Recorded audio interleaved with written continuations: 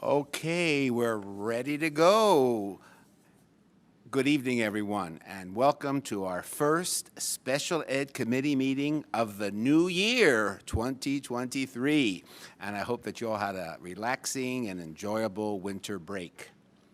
My name is Scott Schmerlson, and I am the board member for Board District 3. And before we begin the meeting, I have a few announcements and housekeeping items to share.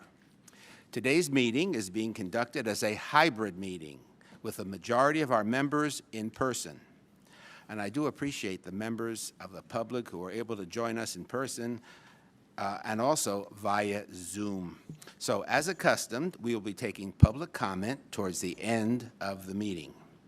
You can find the agenda and materials on the temporary Board of Education website at achieve.lausd.net/BOE. And then click on the January 11th date to find the materials and live stream. Today, we have 4 presentations to cover, so I hope you'll find the information helpful. And these agenda items are topics that committee members themselves and the public were interested in learning more about. So, if you are interested in providing suggestions for future agenda topics, you can do so at bd3.info/spededtopics22. As it has been my practice, once I open up for comments after each presentation, committee members are welcome to ask questions and provide feedback to our presenters. So for today's meeting, we'll be having topics 1 and 2, and then comments from our group for 1 and 2. Then we'll have topics 3 and 4, and then comments for 3 and 4 from our committee and from others. So I ask that if you already asked 2 questions, this is kind of rough, but if you already asked 2 questions, would you please be mindful of your fellow members and allow others to ask some questions too? That's not so hard. I have to do self-control too. I know exactly how you feel. In addition, in order to be compliant with the Brown Act, we will not be discussing any items that have not been properly agendized for today's meeting.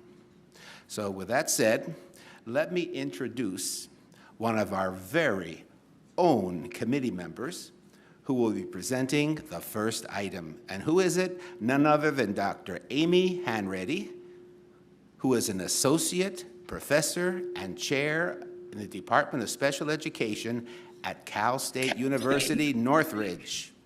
She received her BA and MA from CSUN and her PhD from Chapman University.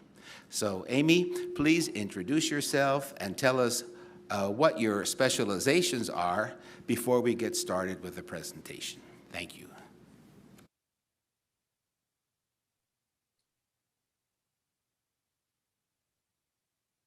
How about now? Perfect. Okay.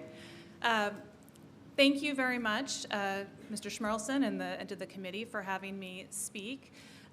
So as you shared my educational background. I also just wanted to share my professional background because before I became a teacher educator at Cal State Northridge, I was a teacher. I was a special education teacher and a paraprofessional. And most of my professional work was done supporting students with a wide range of support needs in general education settings. So most of my work has been done in inclusive settings. My background is in serving students with extensive support needs, sometimes considered kids with moderate to severe disabilities. But as an inclusion teacher, I often supported kids with mild to extensive support needs. Slides up.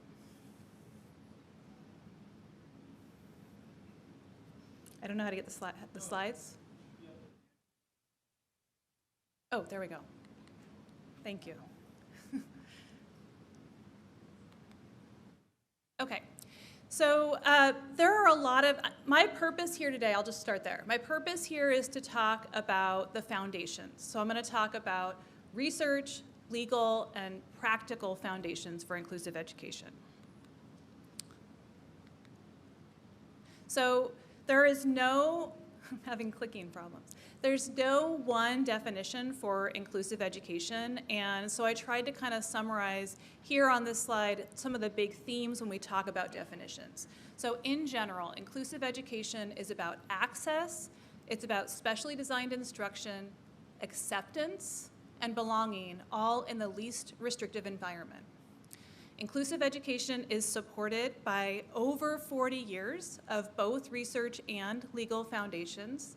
And the United Nations, back in 2006, established conventions on the rights of individuals with disabilities. These have been accepted internationally in countries all over the world, and they have an emphasis on inclusive practices throughout the lifespan.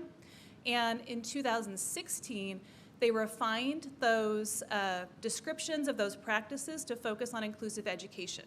So one of the things that they said in that description talked about inclusive education focusing on the full and effective participation, accessibility, attendance, and achievement of all students, especially those who, for different reasons, are excluded or at risk of being marginalized. And so when we talk about inclusion, sometimes we go back to placement or numbers or percentages, and that is one part, right? So the physical presence is one aspect, but it's certainly not the only thing that we consider when we're talking about inclusive education. And I feel like we can't talk about inclusive education without talking about our country's history of exclusion.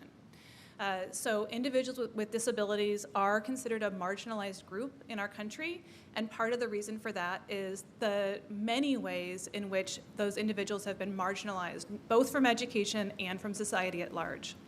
So if we look at our history of institutionalization, you see that from back in 1752 to 2018, recently, we have housed individuals with a variety of disabilities in institutions in our state. And then you see that there's kind of that bell curve, and that's because it kind of shows the rise and fall of institutionalization in our country. So what happened in those institutions is that individuals with disabilities were largely, can you hear me? There's a weird echo. They were largely controlled and really provided with very low expectations in those settings. So it created this culture that we still see a legacy of in our schools. So when individuals started to be included in schools and not excluded anymore, we saw that that legacy of low expectations and compliance still remained dominant for a very long time in our educational system. So when I talk about self-contained classes, I'll talk a little bit about how some of that legacy continues to play out as we see in some of the research. We also know that if you look at that arc, that when many of us were young people, individuals with disabilities still were being educated, some of them in institutions. That means that many of the adults who are now teachers might not have been exposed to people with disabilities in their youth. And that led to kind of this invisibility of people with disabilities. And now we're facing that reality also. So you can see that in 1967, a little bit before our first law regulating special education was passed, there were almost 200,000 people with intellectual and developmental disabilities who were educated in state-run institutions. In California at that time, that number was about 20,000 people with disabilities. And I think it's helpful to sometimes look at the justifications that were used to exclude people from schools around those same times. So these are both taken from court cases, these two quotes. So one of the reasons why a student was excluded from school says that his physical condition produces a depressing and nauseating effect upon the teachers and school children, and therefore he interferes with the progress of the school. I think that that's hard to hear, right? And I think that part of the reason that's hard to hear is because we know now that physical appearance is not a reason to exclude somebody from school. But what are the reasons we use now to exclude students from certain places on a school campus? Another quote from Wallace Wallen, who was a big advocate of institutions, said, again, this is hard to read, mentally disabled students represent an unassimilable accumulation of human clinkers, ballast driftwood, or derelicts which seriously retard the rate of progress of the entire class and which often constitute a positive irritant to the teacher and other pupils. Again, hard to hear. Again, thinking about the reasons why people were excluded from school in general and general education classes in particular. So 1975 wasn't really the beginning of special education. It was the result of many years of advocacy on the part of people with disabilities and their families and educators. But in 1975, we got our first law regulating special education, the Individuals with Disabilities Education Act. Many of us are probably pretty familiar. But I think we sometimes forget that before 1975, 1.75 million students with disabilities were excluded from school altogether, meaning they had no basic right to attend school. That law mandated that students with disabilities be provided with a free and appropriate education in the least restrictive environment. So since 1975, least restrictive environment has been a term that we've been using to describe the preferred placement for students with disabilities. It also describes special education as supports and services that are in addition to, not instead of, what is offered to all students.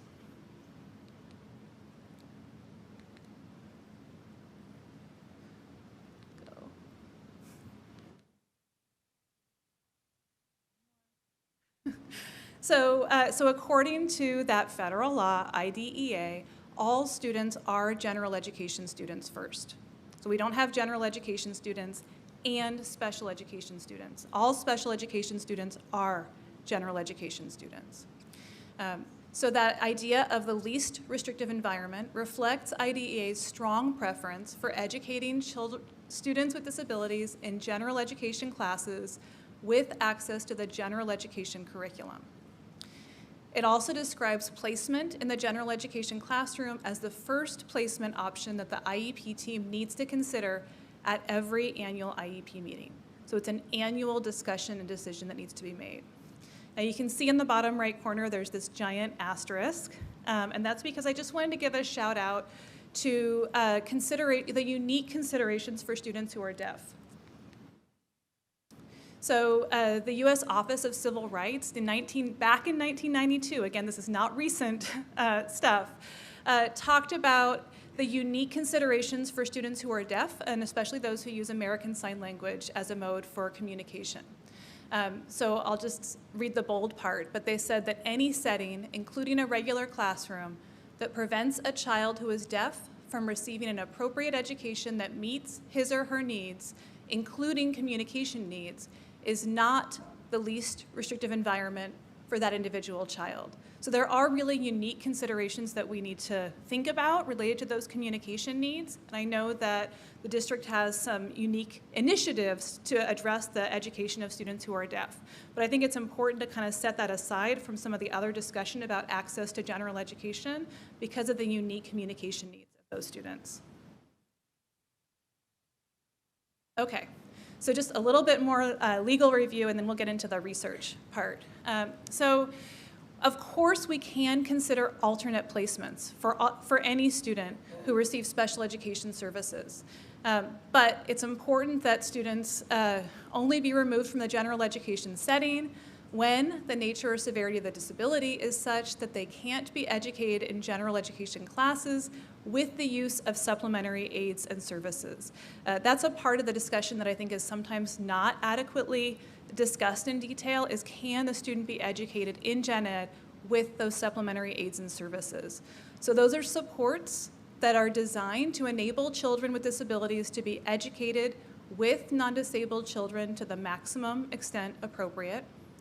And there's also this emphasis on access to the curriculum. So it's not just about physically being in the space, but really about access. And the law, IDEA, reminds us that students who receive special education services don't have to just access the curriculum as it is, but they're entitled to adjustment of the curriculum to address those unique needs that they have as a result of their disability.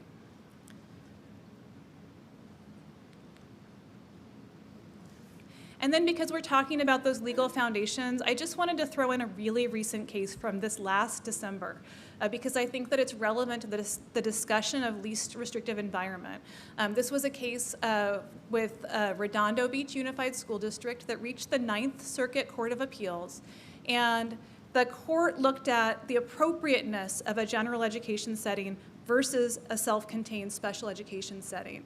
And they said that we have to consider not just the academic benefits that a student receives in either general education or special education, but we also need to consider the non-academic benefits that a child with a disability derives from being educated in a general education classroom. So we really have to look at a broader picture than just that academic progress.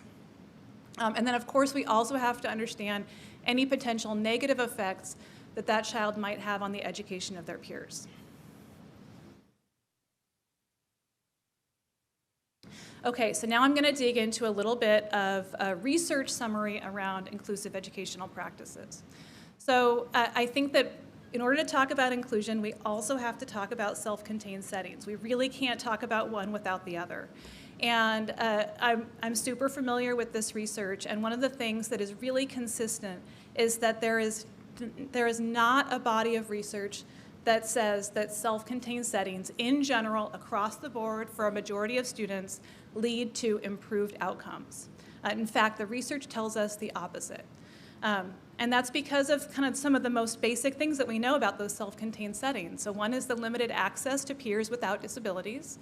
The educators in those settings, although experts in differentiation and specially designed instruction, are not necessarily experts in general education content and pedagogy. And again, the law says that these students have to have access to general education content.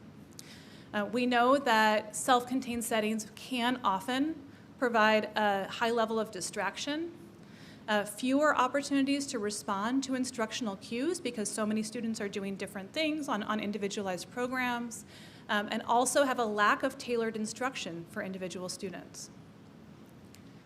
We also know that students who spend 80% or more of their day in self-contained settings experience poorer outcomes upon graduation compared to students who don't. And that's from a study in 2012, but I have a more recent study I'm going to refer to also that provides the same data. So if we look at benefits of inclusive educational practices, we can kind of summarize those benefits into these three big buckets. So the first bucket is focused on the improved communication, literacy, and academic skills. So those are the really specific skills-based outcomes. The second bucket is focused on relationships and a network of support.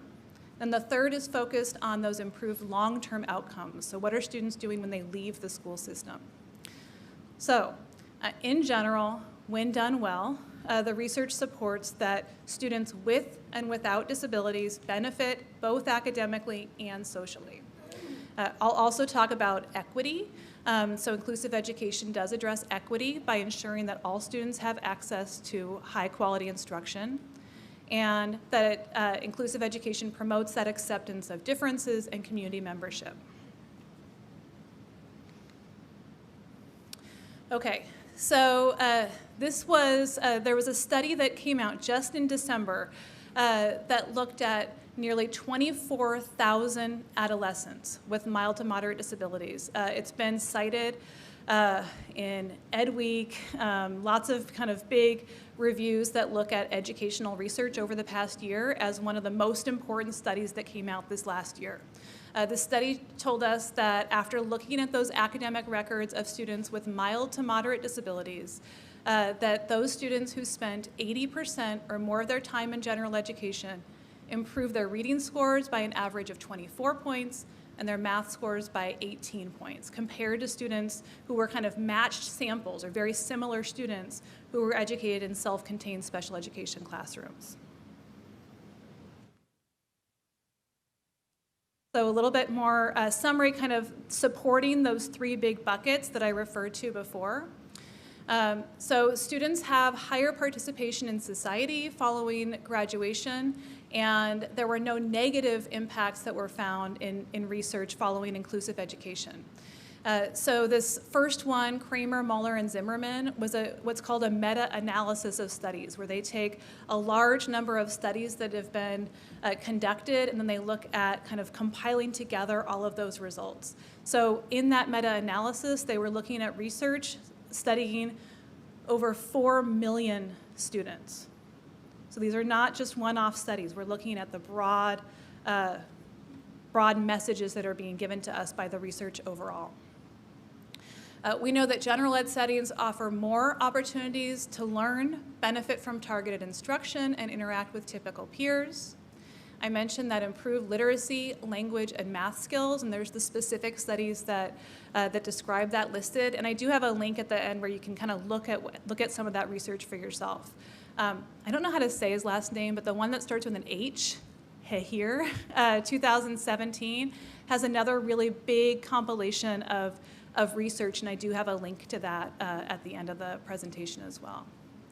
So we also know that the inclusive education leads to improved social competence, maybe a fancy word for saying social skills, and communication skills. And then finally, that long-term outcomes, students are more likely to gain employment and be involved with their community as an adult when they leave the school system.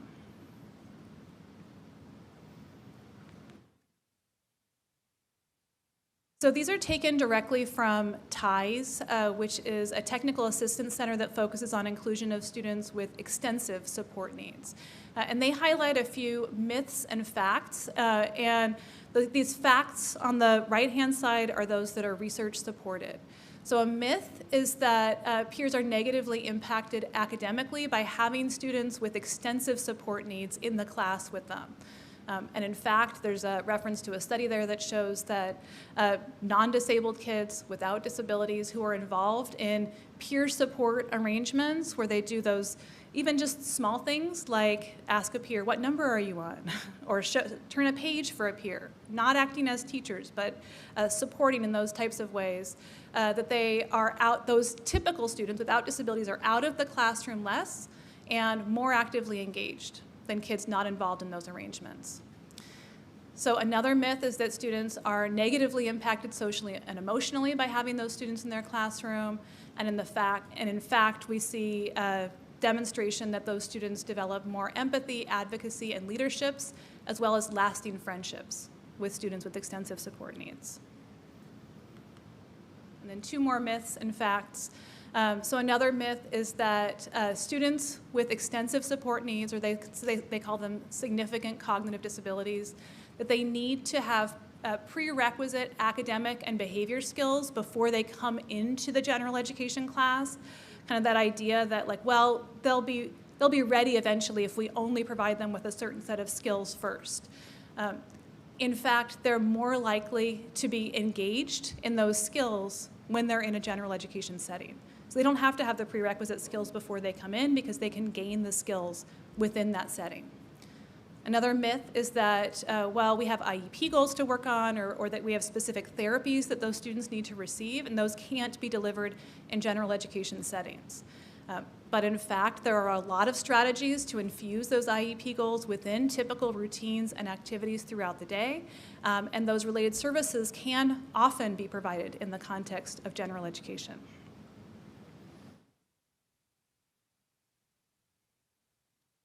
So there are also some equity issues related to inclusive education that I wanted to bring up that are highlighted in several different studies.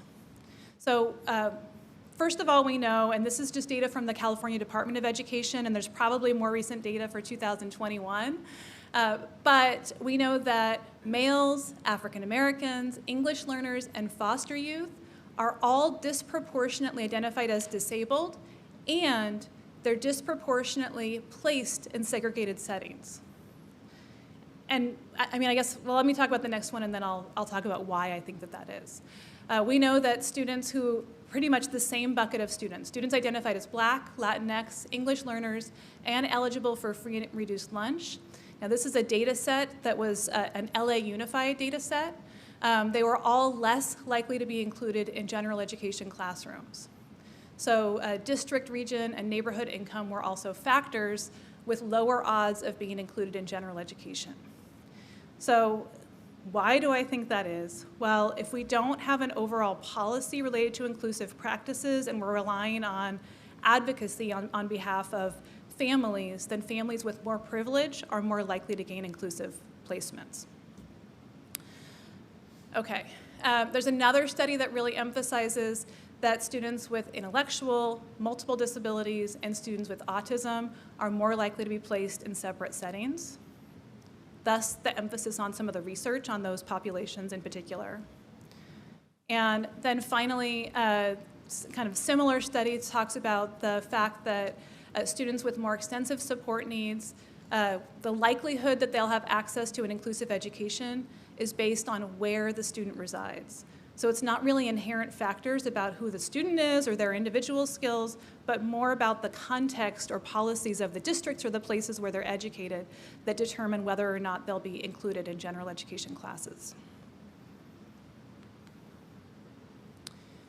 So then I just wanted to kind of wrap up with, okay, this is great research, but what are the practices that are research-based? So I kind of listed a top 10. And I know that we'll probably get into those practices in other parts of the presentation today. The first practices that are listed there are really focused on context. How do we create general education settings that are more accessible to a broader range of students? So using strategies like universal design for learning that use multiple means of representing content, many different ways for students to express what they know, provides more flexibility for a broader range of students in the classroom. Considering students' cultures and languages in how we plan and design curriculum also creates that broader range of ways for students to access and feel engaged in the curriculum. Tiered supports, so LA Unified uses a variety of structures for multi-tiered systems of support, and that's really a general education function that again provides intervention and support for all students, including students with disabilities. So then moving to the next kind of chunk there, in terms of implementing inclusive practices, we really know that it has to be strategic, has to be carefully designed, and so developing site and district level planning teams for inclusive systems is an important step. Ensuring that we don't have a whole class of students with IEPs going into general education. That's not natural proportions. We really want to look at as much as we can gain natural proportions of students with IEPs in general education, the better. Making sure that when students are included, that they still receive specially designed instruction. So part of the definition of special education is specially designed instruction, and they don't sacrifice that when they leave a self-contained setting. So that embedded support from special educators and related service providers should follow the student. We know that we need planning and collaboration time for special ed teachers and service providers to meet and work with general education teachers collaboratively. We know that families are a big part of the puzzle, and that year-round collaboration and communication with families helps us to refine those student-level supports and keep it tailored and individualized. Aides are the backbone of inclusion, so paraprofessional training is a critical piece of the puzzle, and making sure that they are trained to support student autonomy and make sure that general education teachers retain that ownership over students that are in their classes. And then finally, just making sure that all teachers and administrators are trained in inclusive practices. So understanding inclusive service delivery, universal design for learning, co-teaching, and how to adapt curriculum to ensure that it's accessible. Okay, I feel like I did a lot of talking really fast. So this is a link. You can type it in or scan it with a phone there, but that gives a website that will have most of the research that I referred to and most of the resources that I referred to as well. Thank you very much. And thank you so much, Dr. Hanreddy. Really, that was just marvelous, really. Thank you so much. And today's presentations are a little bit different because we're going to go to items 1 and 2, and then we're going to have questions, and I'm sure you're going to have plenty of questions. So we'll come back to you then. Thank you so much. Thank you, Dr. Hanreddy. And one of our own, too. That's even better. One of our own panelists. Very proud. So now I'd like to move to item number 2, and I know that Ms. Alicia Haas is here.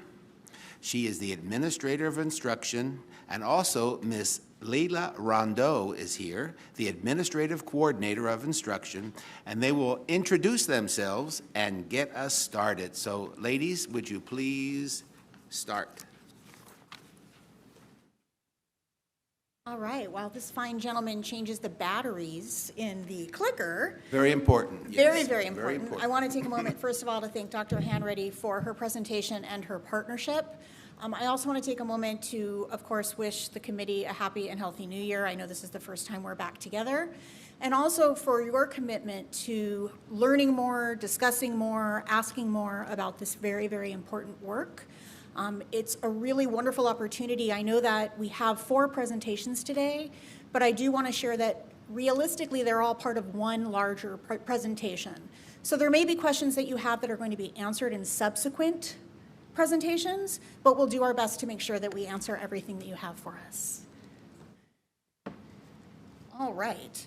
So Dr. Hanreddy shared with us a lot of information about the amazing research that's been collected both long ago and actually rather recent, which has been incredibly insightful to see that there have been some themes, some patterns, some trends that continue. But what does all of that look like within LA Unified? I think that's a question that we all have. And so as Dr. Hanreddy shared, least restrictive environment, or LRE, is defined in federal law within IDEA. LAUSD has policy, hold on, I'm trying to,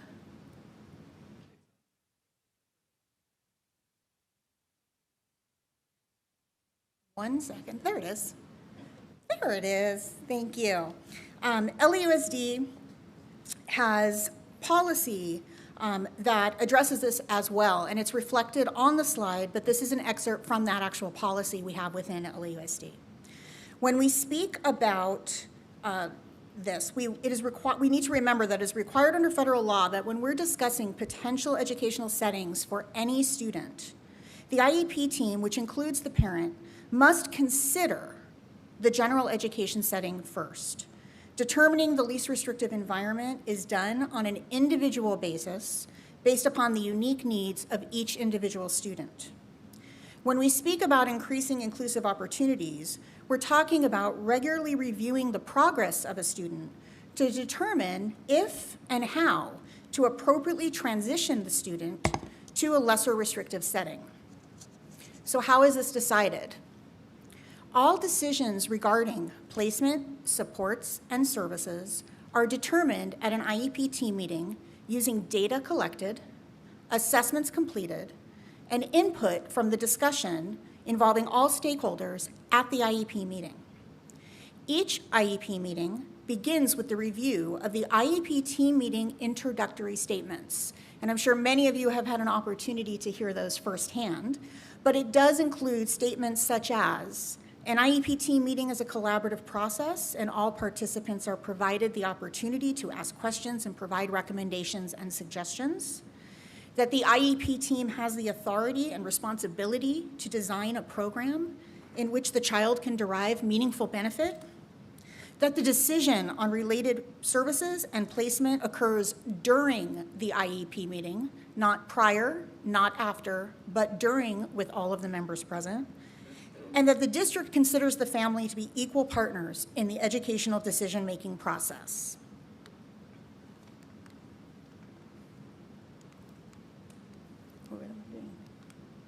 There we go.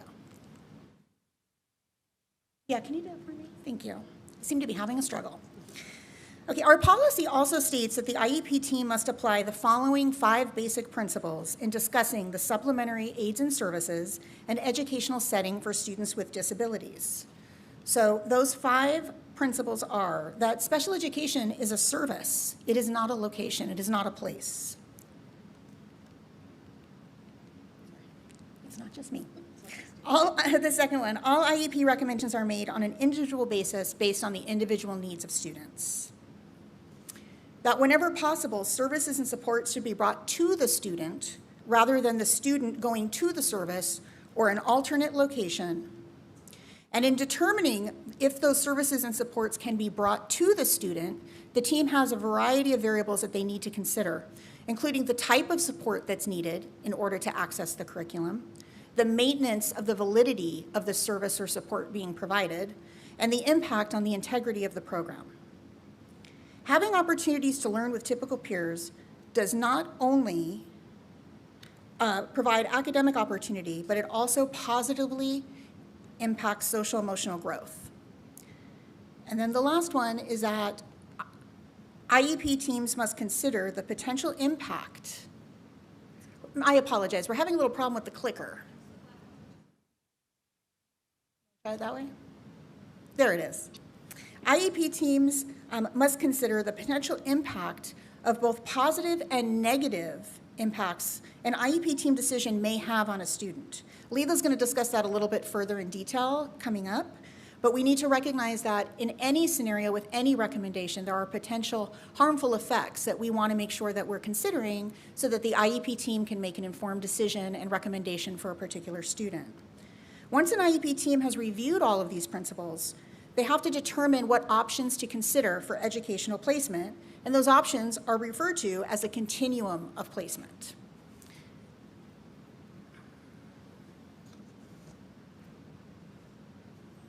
All right, so what the slide is showing us is 5 different options from the least restrictive on the far left to what is considered by law to the most restrictive on the far right. As least restrictive environment is determined by the student's individual program of instruction and related services rather than by the setting, IDEA requires that school districts offer a continuum of options. This continuum represents a range of educational placements in which an IEP may be implemented to meet the individual needs of students with disabilities.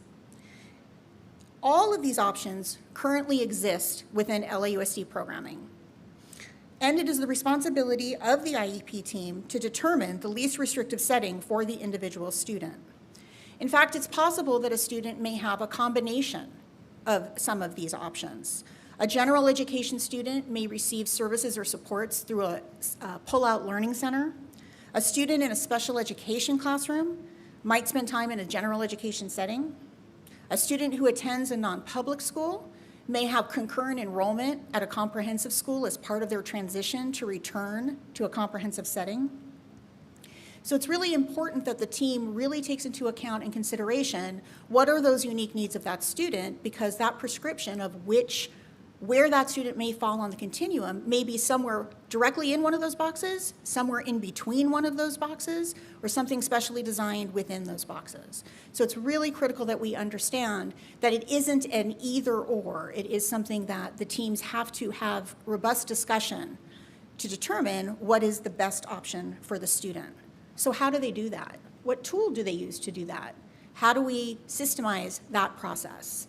And we do have a systemized process for that. Leela's going to talk about our LRE analysis tool that we use.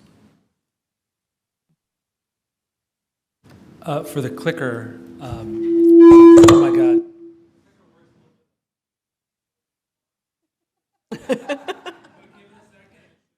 Okay. We'll try and go easy on it. So,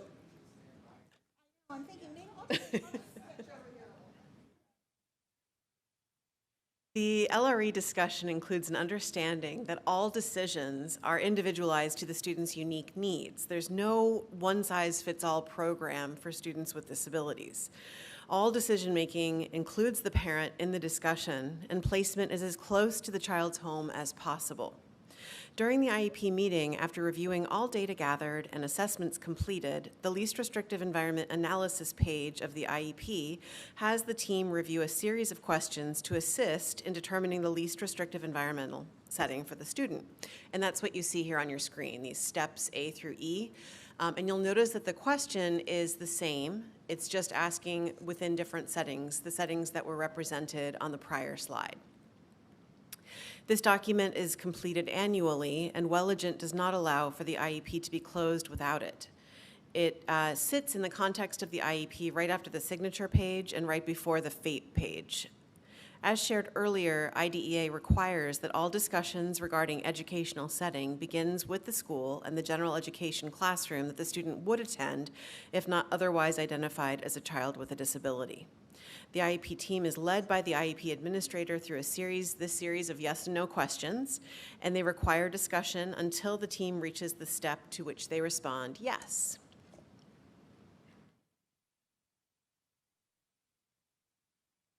Did it happen for real? Ooh, that's very exciting. Okay, so then in step F of the LRE analysis page, teams must determine the potential harmful effects on the child or quality of services as a result of the placement option being considered, and this is due to federal law.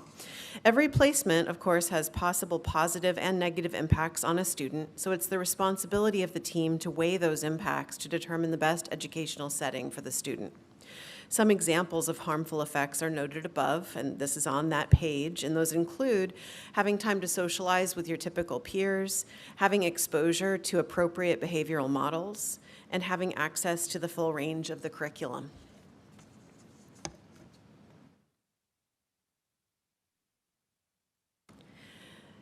So we also want to talk about how LRE connects to inclusive opportunities and go through some common language that you might have heard used with respect to inclusion. You may have heard the term mainstreaming before. This is an older term. It's based on the concept that students with disabilities need to earn the right to be included in the general education classroom, and they can spend time as visitors there rather than being full-fledged belonging members. And Amy talked a little bit about this when she talked about having a prerequisite skill set before entering the classroom, that myth. The dictionary defines inclusion as not excluding any of the parties or groups involved in something. And building inclusive practices is embracing the idea that all students have a right to be served in their least restrictive environment. Some students can be better served and gain more when educated with typical peers, and others may have needs that continue to require the more extensive supports of a special day program. So it's not an either or, but a responsibility of the IEP team to determine what's right for each student. And it's considering the individual needs of each student on an ongoing basis. So we don't make this decision and it sticks forever. It's ongoing, and we need to decide annually if that's the appropriate placement for a student. So we recognize that this work is critical for our students with disabilities. We recognize that teachers have varying degrees of comfort with doing different pieces of this. So we wanted to talk about how we provide supports to our teachers in the classroom. For one, we do provide professional development. We do that with great frequency. Every year we have a kickoff meeting that's for schools who are practicing inclusive models. We also provide PD series. So this year, for example, we have a kindergarten series. So for kindergarten teachers who are serving at schools that are increasing inclusive opportunities, there is a professional development series. We also partner with Supporting Inclusive Practices to provide professional development series. We provide coaching and modeling to schools and teachers and principals that are practicing this work. A lot of that is also done through our local districts and the regional teams. We provide opportunities for networking for our schools. We design resources for use with all of our stakeholders. We have an inclusion toolkit that's been in effect for several years now. And we constantly update it based on the feedback we receive. And then, of course, we want to align our resources and have effective partnerships. You've seen some of our partnerships here today with CSUN as well as SIP. So with that, I think we are going to introduce Kristen Brooks from Supporting Inclusive Practices. Are we going to take a break for questions? I think we agreed that we're going to have two presentations, so then we'll invite. And that is exactly right. Thank you. Thank you so much. So we're thinking on the same wavelength. I would love you two ladies to stay here while Dr. Hanreddy also goes down, because everything is so related that I'll ask our committee members to direct the question to the person to whom they wish to answer, but I know that others will have some more information too. So anyone on the front row, Sylvia's going to be watching my back row. Anyone on the front row who has questions? Sir.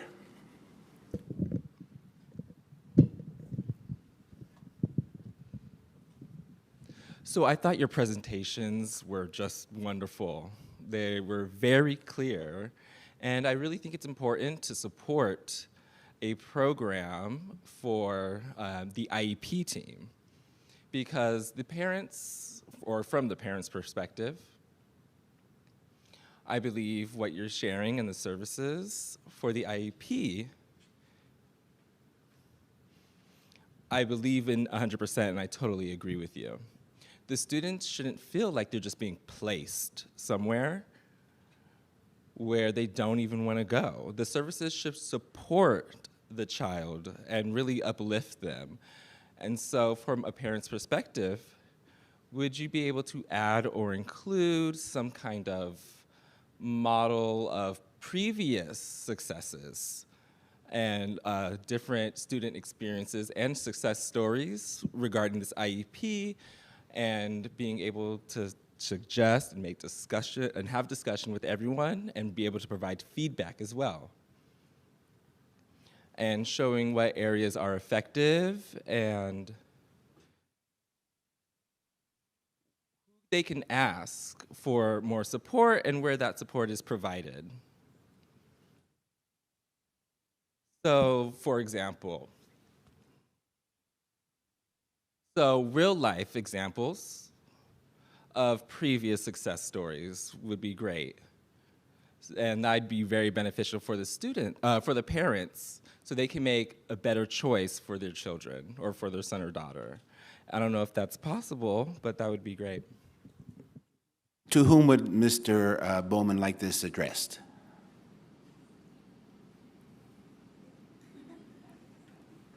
Well, I think it's a very important question, because I think that we work very hard to make sure that our parents feel like they're part of the process, but I recognize that we can always make improvements. We can always help our IEP teams look for a more enriching experience and robust discussion. So it's a constant conversation, but I do think it is something that we need to continue to have as a constant conversation. We need to continue to revisit. I am excited that later in our presentation today, we do have one of our amazing schools that is here to present. We have a principal, we have 2 of our educators, we have assistant principals and the APIS. We were supposed to have 2 parents that were going to join us today, but unfortunately at the last minute, they had conflicts. And they're gonna share their story and their experience, so I think that may begin that work of sharing some of those successes. But we absolutely can discuss more of those successes moving forward at future dates.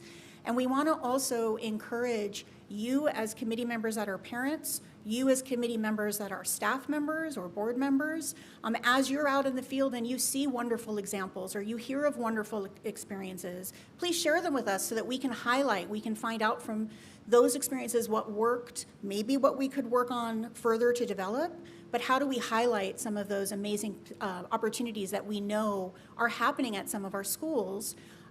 But we need help, we need eyes in the field to see where we can go to get those stories, but we do reach out consistently and constantly to our staff, to our teachers, to our parents, trying to find wonderful examples of those successes so we can bring them forward and highlight. So we'll continue to do that. Thank you. So let's take a question from our back row. Mr. Peterson? Okay, I have a comment that leads to a question. So as you showed in your presentation, history has shown that we've excluded too many children in the past from general education environments.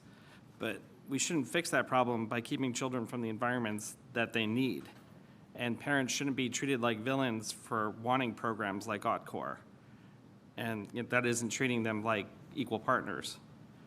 So I think we too often look at inclusion as something that occurs in the general education classroom. Why isn't it something that can occur in their own spaces? To give examples, peer buddy programs that are used at Kennedy High School, or maybe placing a magnet program on a special education campus for students who are interested in special education careers. Oh, now if I go to the microphone, I can't see you. So I think that, I mean, absolutely, as Leela described, there is still that full range of options, and I think that it's important for all students to be included to the maximum extent appropriate, right? And you give some really nice examples of, even for students who are educated in self-contained settings, how we can maximize the opportunities to have meaningful engagement with general education students and with the general education curriculum. So again, I don't think this is an either or.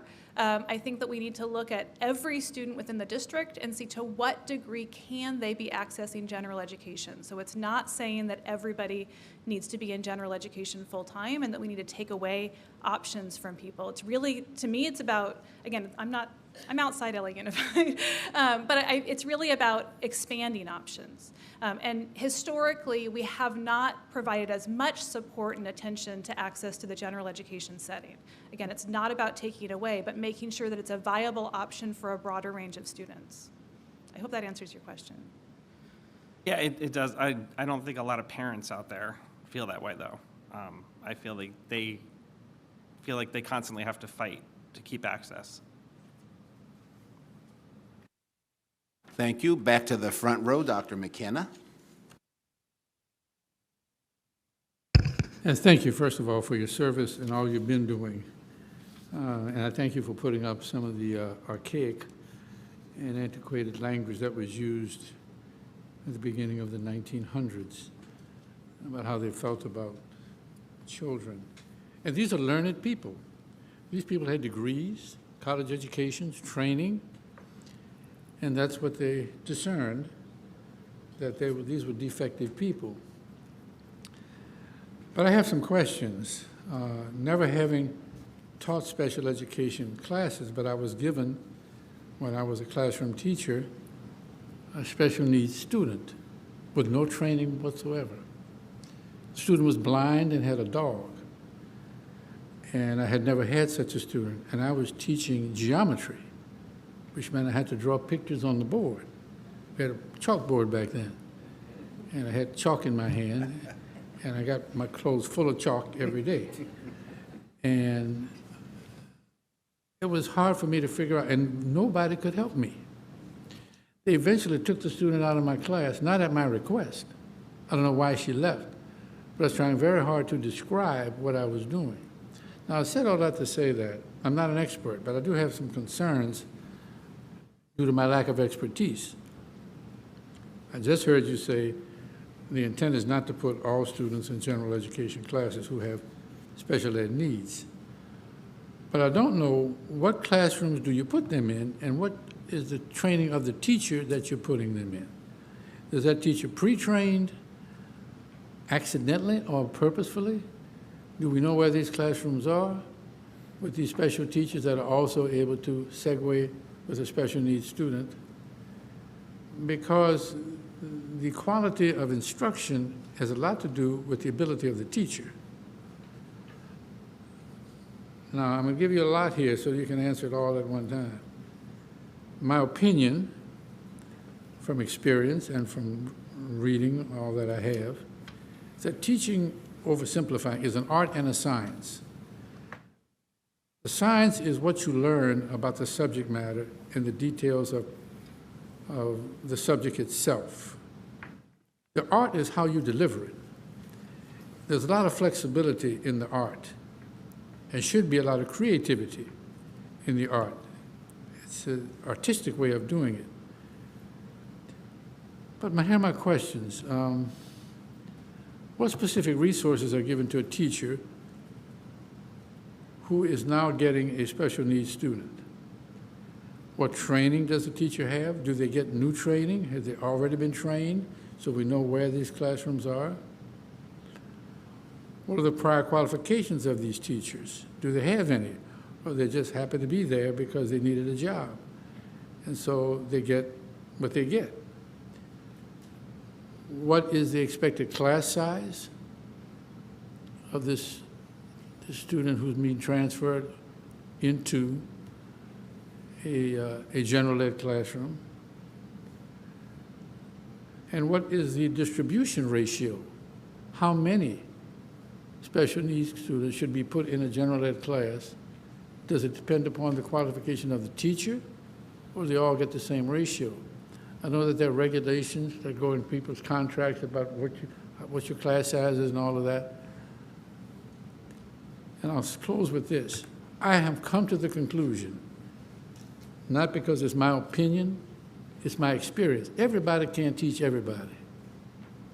Some people with credentials can only teach certain kids, so students. They can't teach all students. I have credentials more than most people have. I cannot teach kindergarten and first grade. They're lovable, but I would not know what to do. I'm used to using my loud voice in a high school class and get all their attention and all that. And what do you do with little kids? I have a hard time when I go to read to them on Dr. Seuss Day. And they, just to keep their attention. So I know what my limitations are. And I know that everybody ought to know what their limitations are. Don't accept positions for which you're not qualified until you get trained on how to do that. But I don't know all of these things. And then finally, how is the progress measured? And the comparisons, because you said the research shows that they do better in a general ed setting. I don't know how you measure that. Better than what? Better than they would do? Better than other students would do? All students not being the same? And how do we monitor the students' progress? Do we have specialized people who visit that classroom and monitor those children because they're special needs more than they would monitor other students who are just in the class and nobody ever comes to monitor them other than the teacher and gives them a grade? So that's a whole lot.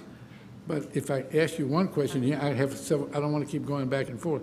Trying to get it all in. And if you miss something, don't hesitate to ask, because I have a lot more I could ask, but I don't want to do that. I'm going to see what I can hold on to. Yeah, Okay. try. So I'll actually start with your final question, which was about the research and how do we measure whether students are doing better in a general education setting compared to a self-contained setting.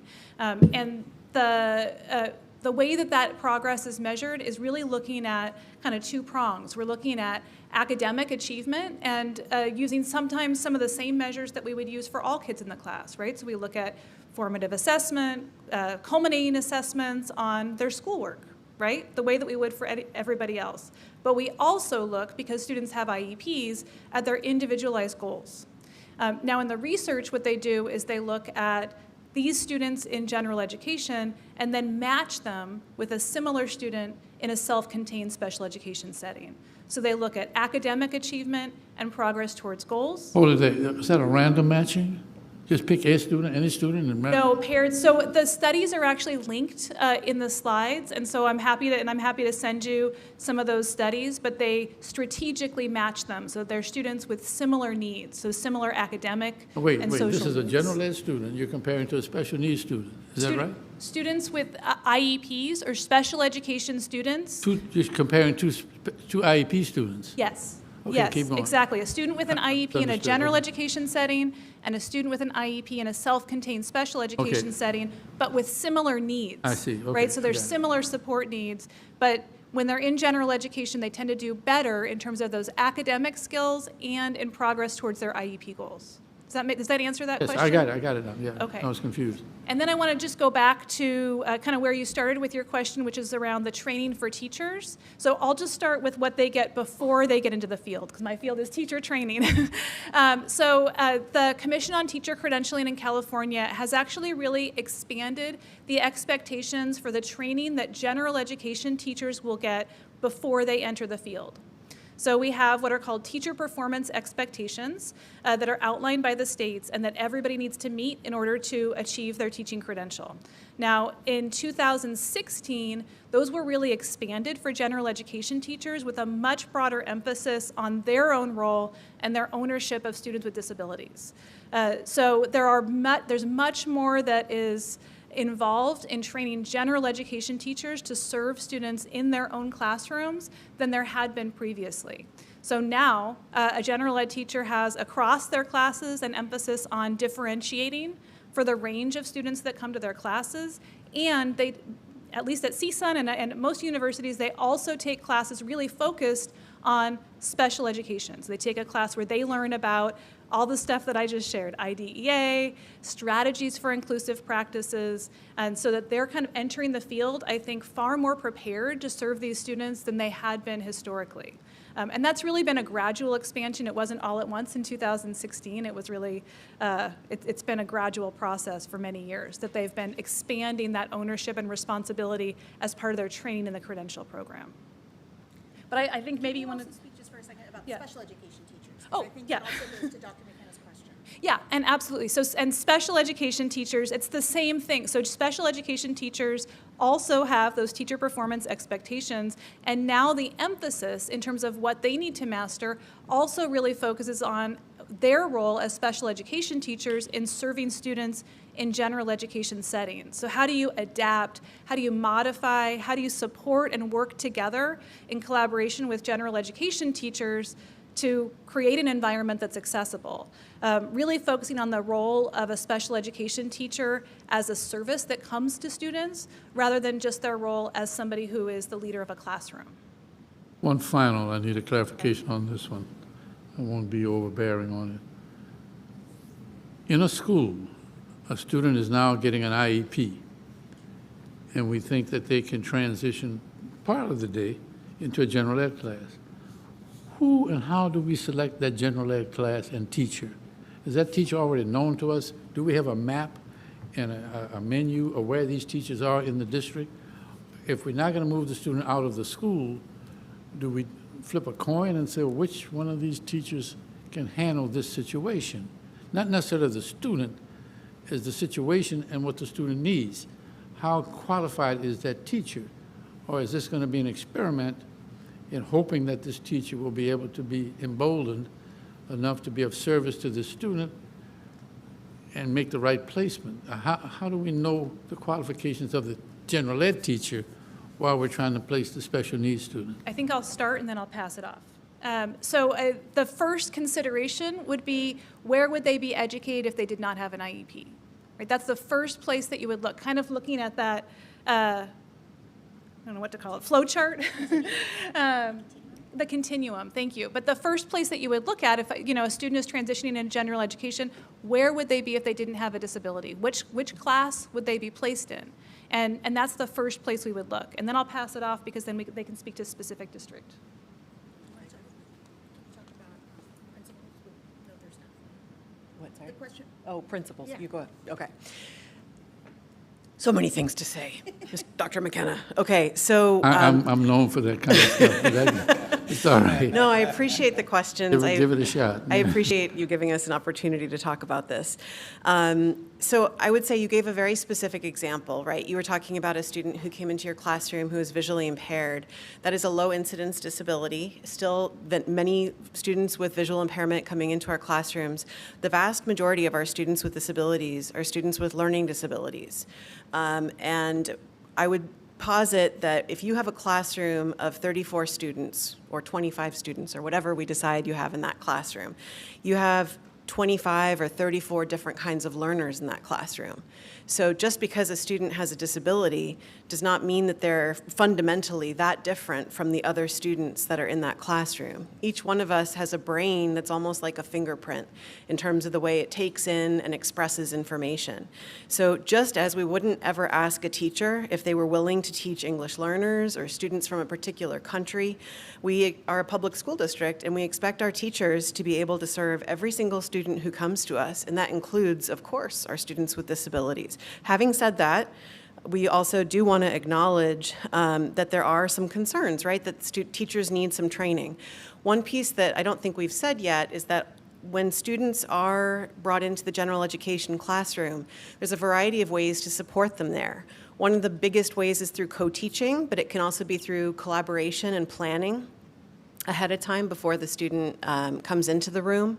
So talking through, what do you plan to do? So we ask schools that are doing this work to have a built-in time where their teachers can work together and have that time to say, okay, I'm going to be doing this lesson.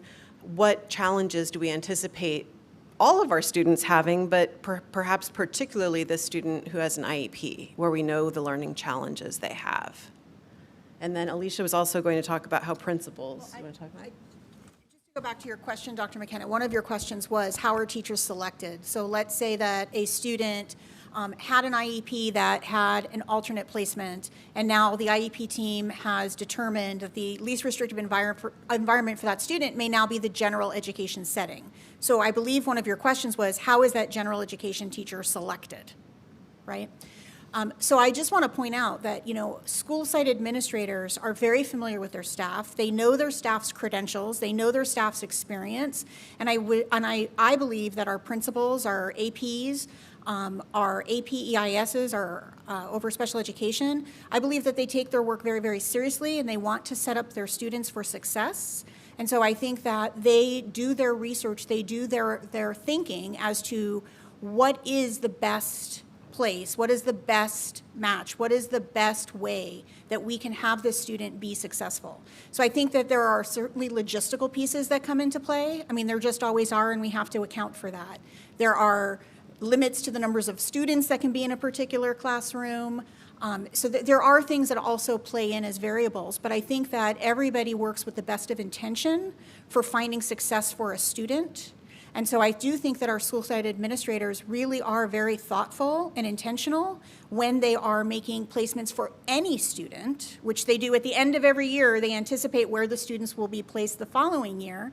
And many of you have had that opportunity to have those conversations with your school teams and your leadership teams. And sometimes there are a variety of variables that you need to take into consideration when you're making those decisions for any child. And I think that administrators use those same considerations when they're making decisions about where they're going to place a student who's now ready to be served in the gen ed setting. So I just want to make sure I address that part of your question. I appreciate all of that. Listen, I'll stop, but I want to make one final comment. Sure. I believe one of the more difficult things, particularly an elementary teacher has to do, elementary principal has to do, given that all the classes are self-contained. Teacher is there, got the students captive all day, first kindergarten through maybe fifth grade. Which students do I give to my measurably, demonstrably weakest teacher? Which students do I sacrifice to this teacher who is an experienced but unsuccessful teacher? And which parents now am I able to tell that's the best we could do? You maybe can't answer that, and maybe you shouldn't try, but I know that's a dilemma when you try to give students to a teacher, maybe more than one. It is a misnomer to believe that all the teachers are equally qualified.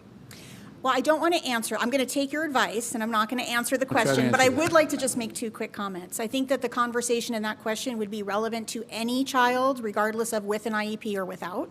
And I think that the question, if I could possibly reframe it slightly, I would like to think about what support can we give to that teacher to build and empower their practice. But I'm going to leave it there to stay safe. Good enough, fair Thank enough, you, sir. fair enough. Thank you. We're going to go to the back now. I just want to say, as a principal, I knew my teachers' strengths, and I knew their weaknesses, but I also knew their personalities. And it's nice to mix, good personalities with good personalities. Okay. Lisa, you're next in the back. Thank you very much. Oh, I sound loud now. I couldn't hardly hear you, but now I sound loud. First of all, I want to thank both of you, and especially Dr. Hanreddy, for your research. I'm really looking forward to actually digging into that a little bit more. And I appreciate that both presentations were done side by side, because one question I have for Dr. Hanreddy actually leads to something for Ms. Rondeau and Mrs. Hash. Sorry. So Dr. McKenna also touched on it all. I really wanted to know what was happening in teacher training programs now. I'm an educator, special educator for the last 18 years, and I also went through level 2 credentialing at CSUN. I remember having one class doing a co-teaching type model, and that was many years ago. But I think that that's really important to understand what our new teachers are being expected, and I'm glad to hear that CTC is actually embedding that more and more, because it's hard for the old school teachers, who we have many, to buy into, and that we need to discuss the reality. I think we have a utopia of what's here on paper, but the reality is we have a lot of teachers that it's hard to buy into having the idea of inclusion. They are concerned about data. They're concerned about test scores. Their class, they're going to bring their test scores down in their classroom. And there's so much heavy emphasis on that. While I appreciate UDL, I've written about universal design for learning and standardized testing. They don't mesh, but that's what we have to do, right? So there's a lot of wonderful things about this, but there's also some real challenges in the reality of what it looks like in the classroom. When we're talking about class sizes and how we incorporate our students with IEPs in a gen ed class, are we now going to finally lower the class size to accommodate for the fact that we're now going to have a couple of students, and let's say it's a couple, not 15 students in that class, because then again, you talked about ratios, right? So, and that kind of leads to, on the training side, our teachers who have been already certified and trained for years, and the PDs that are being offered by LAUSD, which I find is great, but I feel that we need to have far more authentic PDs and not one and done. Because I think what happens is there's a PT that happens on a Tuesday, you get 50 minutes, you watch a video, and then there's no follow-through. So without the follow-through, we're not engaging our teachers to be true collaborators between gen ed and special ed teachers to really support co-teaching practices, which I think could be very powerful. But there is so much more that has been put on the backs of teachers that they're feeling drowned. They're drowning every single day, and this is just, it's a fearful thing because it's the unknown. So I think there just needs to be a lot more authentic collaboration and PDs and follow through, and it not just being pushed on the teachers saying, here, this is what you're doing.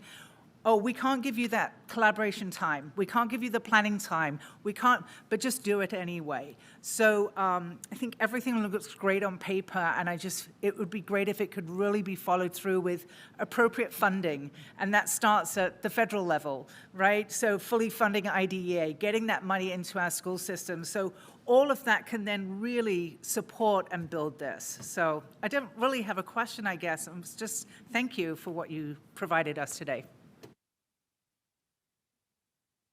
I want to respond just to a couple things because I think you brought up a lot of really great points, Lisa. So one piece was you were talking about class size. And I did want to mention, because this wasn't in our presentation, but when schools do make that commitment and submit an increasing inclusive practices plan to the district, there have been additional incentives that have been given to schools. One of them is, and it's through the UTLA agreement, right? So we do provide a different ratio in terms of how special education teachers get allocated. So as opposed to 1 to 28, it would become 1 to 20. Additionally, we fund an inclusion facilitator on the site, and what our hope is for that role is that we give them a stipend for both the fall and the spring semester. We would expect them to look through the toolkit, become really familiar with the resources. There's a number of done professional developments in there, and we would want to see them take a leadership role at the school site in terms of leading some of those professional developments in collaboration with the administrator. And along those lines, I totally agree with you. I think one of the biggest barriers we face in this work is the fear and doing something perhaps new. And I would say that one of the lessons we've learned is that administrators, we have been trying to get the message out to administrators that the best thing you can do is give grace to people as they are trying something new in their practice, because that really lowers the affective filter and can make a lot of the work possible. Thank you very much. Now we're I'm going back and forth and back and forth. Now we're going to go to our Zoom audience. I'll get to you, I promise. And JP, go ahead with your question. Oh, hi. I noticed my screen says Grace and instead of JP, and it's quite a segue that you just handed me there. I appreciate that. I'm on my daughter's account here. It's ironic that I typically follow up with the items that Mark and Carl discuss. The success stories and the best practices, I think that's one of the most important things that we should be able to highlight and identify. Because if something is succeeding and it's a best practice, we should copy it and make sure that we follow that path. And Dr. McKenna, discussing where do you place a student, in a certain situation. Somebody else mentioned magnet programs, and I wonder, magnet programs tend to come from a certain line of thought, and I wonder if we could apply the magnet program application to the special education needs, where we have magnet programs, not just for STEAM and for gifted, but for the underserved and those who have these special needs. And that's an idea. And when I want to mention that one size does not fit all. I heard in the study about different communities and where you live and how much difference it makes. Historically, we've always thought of ghettos as in the connotation of slums, but actually ghetto merely means people who have similar backgrounds and heritage. They tend to stick together within a community. So let's go back a little bit and look at that historical approach and what the word actually means, and make sure if you've been listening to me, you'll hear me talk about using the right lens. And let's make sure we use the right lens for the different communities, the different specific needs of the students who are in special education, and to place them in the right spot. If it's within their own community, if it's perhaps a magnet program. I just want us to be mindful of that. But when it comes to best practices and success stories, and I don't know how many times I can follow up on Mark. You're fantastic when you bring up, and it sparks thoughts within me. What do we need to do, and how can we do those best practices and match the success stories? Thanks. Can I go ahead and respond to that very quickly? Sure, go ahead. I want to thank you for bringing that up. I did talk a minute ago about, we were talking, Mark had brought up about the success stories, and I had mentioned that we have a school here today who's going to be sharing. Our next presentation is actually from our partner Supporting Inclusive Practices, and their presentation is going to focus on how they help to support LA Unified as a partner, but also other districts that they partner with, and they're going to be talking about the work that they do. So I think that we're going to hear some more best practices as we go through this evening. So I just wanted to let you know that's on its way. It's coming. Thank you, and thank you, JP. We appreciate that. We're going to go back to the front now, and it's your turn, Jackie Goldberg. My biggest concern is secondary teachers who have 5 periods a day. They have 40 kids in the class. They've got 200 kids a day, and now you're telling me that I have 5 kids each with a different set of needs, and each with a different IEP, and each with a different set of goals. And somehow or another, I'm going to work that into the fact that I've already got, with my 40 kids, about 11 of whom can't read the textbook at all. So I'm already doing about 3 lesson plans. So now you want me to do a universal design lesson plan for these 3 or 4 students, 2 of whom don't need the same thing as the other one does.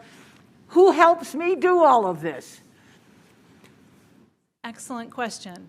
I've been there, okay? Happened to me. Yeah.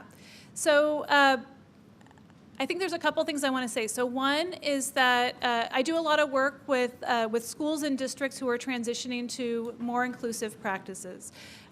My experience working with general education teachers, including those at the secondary setting, is that their concern is not that they don't want those kids in their class. That's exactly right. Their concern is that they want support, and they want to know what to do to support those kids. And what to do in certain situations. I'll Absolutely. give you one example. No, go ahead. One of the students got upset about something and started screaming. The teacher who had this student called me about it since I've been on the board and said, I did not know what to do. Do I try to stop the student from screaming, or is that the wrong thing to do? Do I take them outside? Should never take them outside, or should I always take them outside so they're not embarrassed? What I'm saying is that a lot of teachers who want to do this get confronted with behaviors that they're not sure what the best thing is for them to do. I mean, she called me at home just to tell me how upset she was when she left school that day because she really didn't know if she'd done the right thing. So how do we help people who are going to deal with things? And it didn't happen again, actually, because I said, if it happens again, call me. We'll see if we can get someone specifically to deal with screaming. But it didn't matter to her. She was so upset that she didn't know what to do, and she was so worried that what she did, which was to have the student come outside and talk with her for a while and then go back in. But she had no idea if she embarrassed him. This was the worst thing she could possibly have done. You know what I'm saying? That's where the difficulty is, I think, for secondary teachers, is that we really don't know what to do in a lot of situations that may only occur once. And that's the part of the hesitation, I think, is that they're fearful. And most of these teachers were teachers who have been trained to be teachers long before 2016. So they'd had really actually I had no background in it, none whatsoever. So I guess I'm trying to figure out, how do we make sure that there's a special ed teacher on that campus for those kids? How do we look at whether or not we put similar types of disabilities in the same room, or 2 or 3 different types, which provides, I think, a different set of problems? And most importantly, how does a teacher make sure that at their school, this is secondary now, that the principal agrees that they should have time to collaborate with somebody?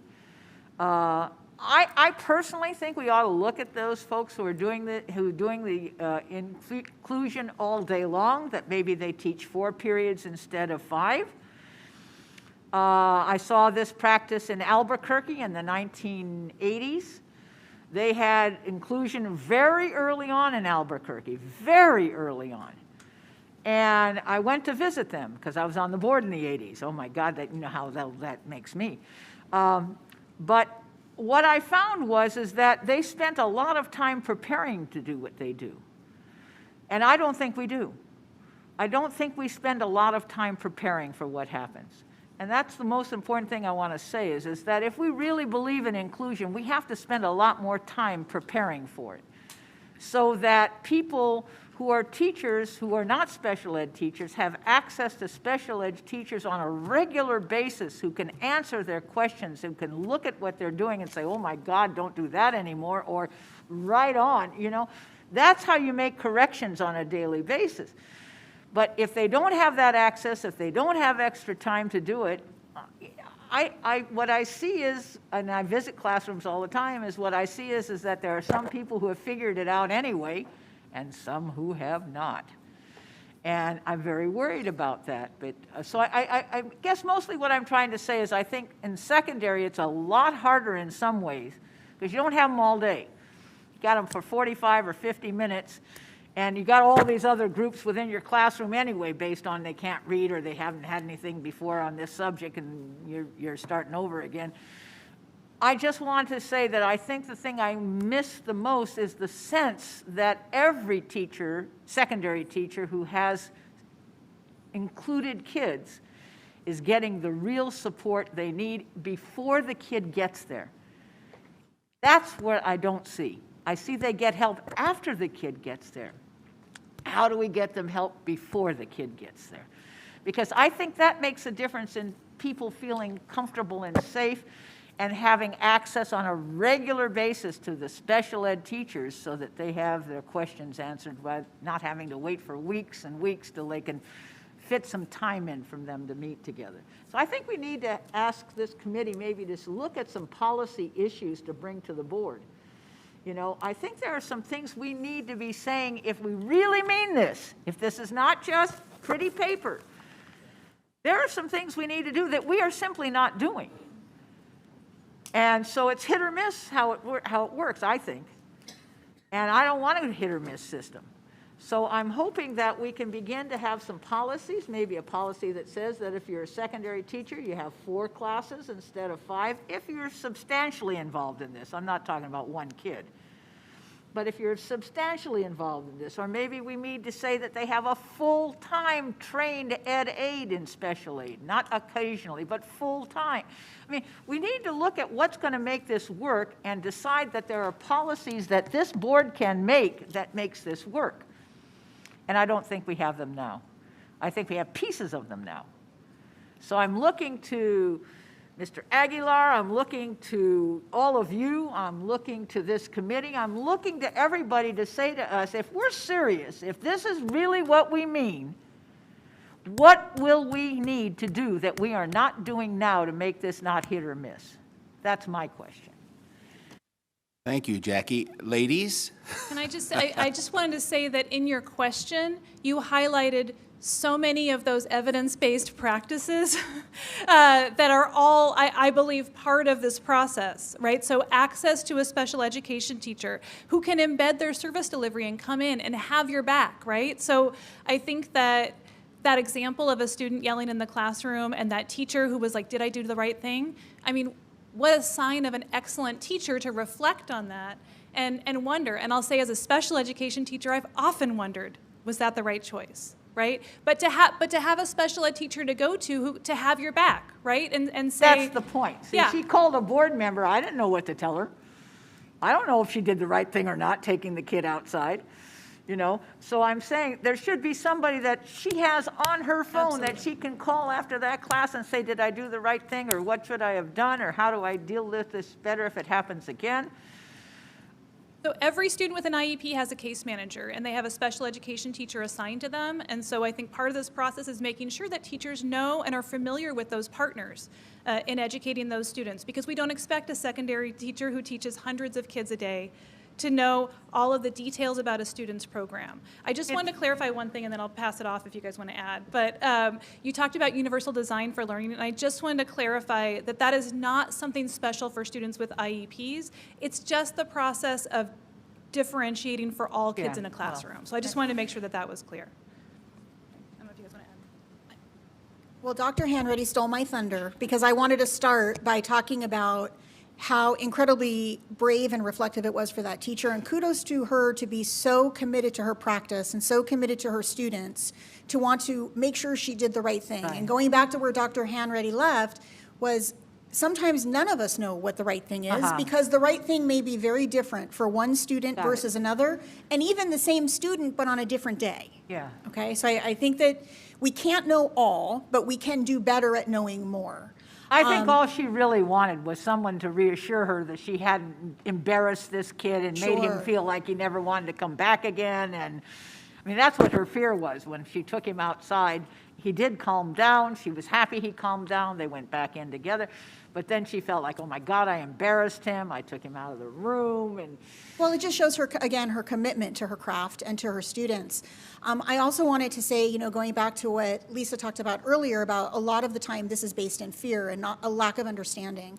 And a want to know more, but not necessarily knowing where and how to get information. So like Dr. Hanratty said, especially at our secondary sites, since you did bring up secondary specifically, there is a case carrier, there is a special education teacher at all of those sites. So there is somebody directly on the campus.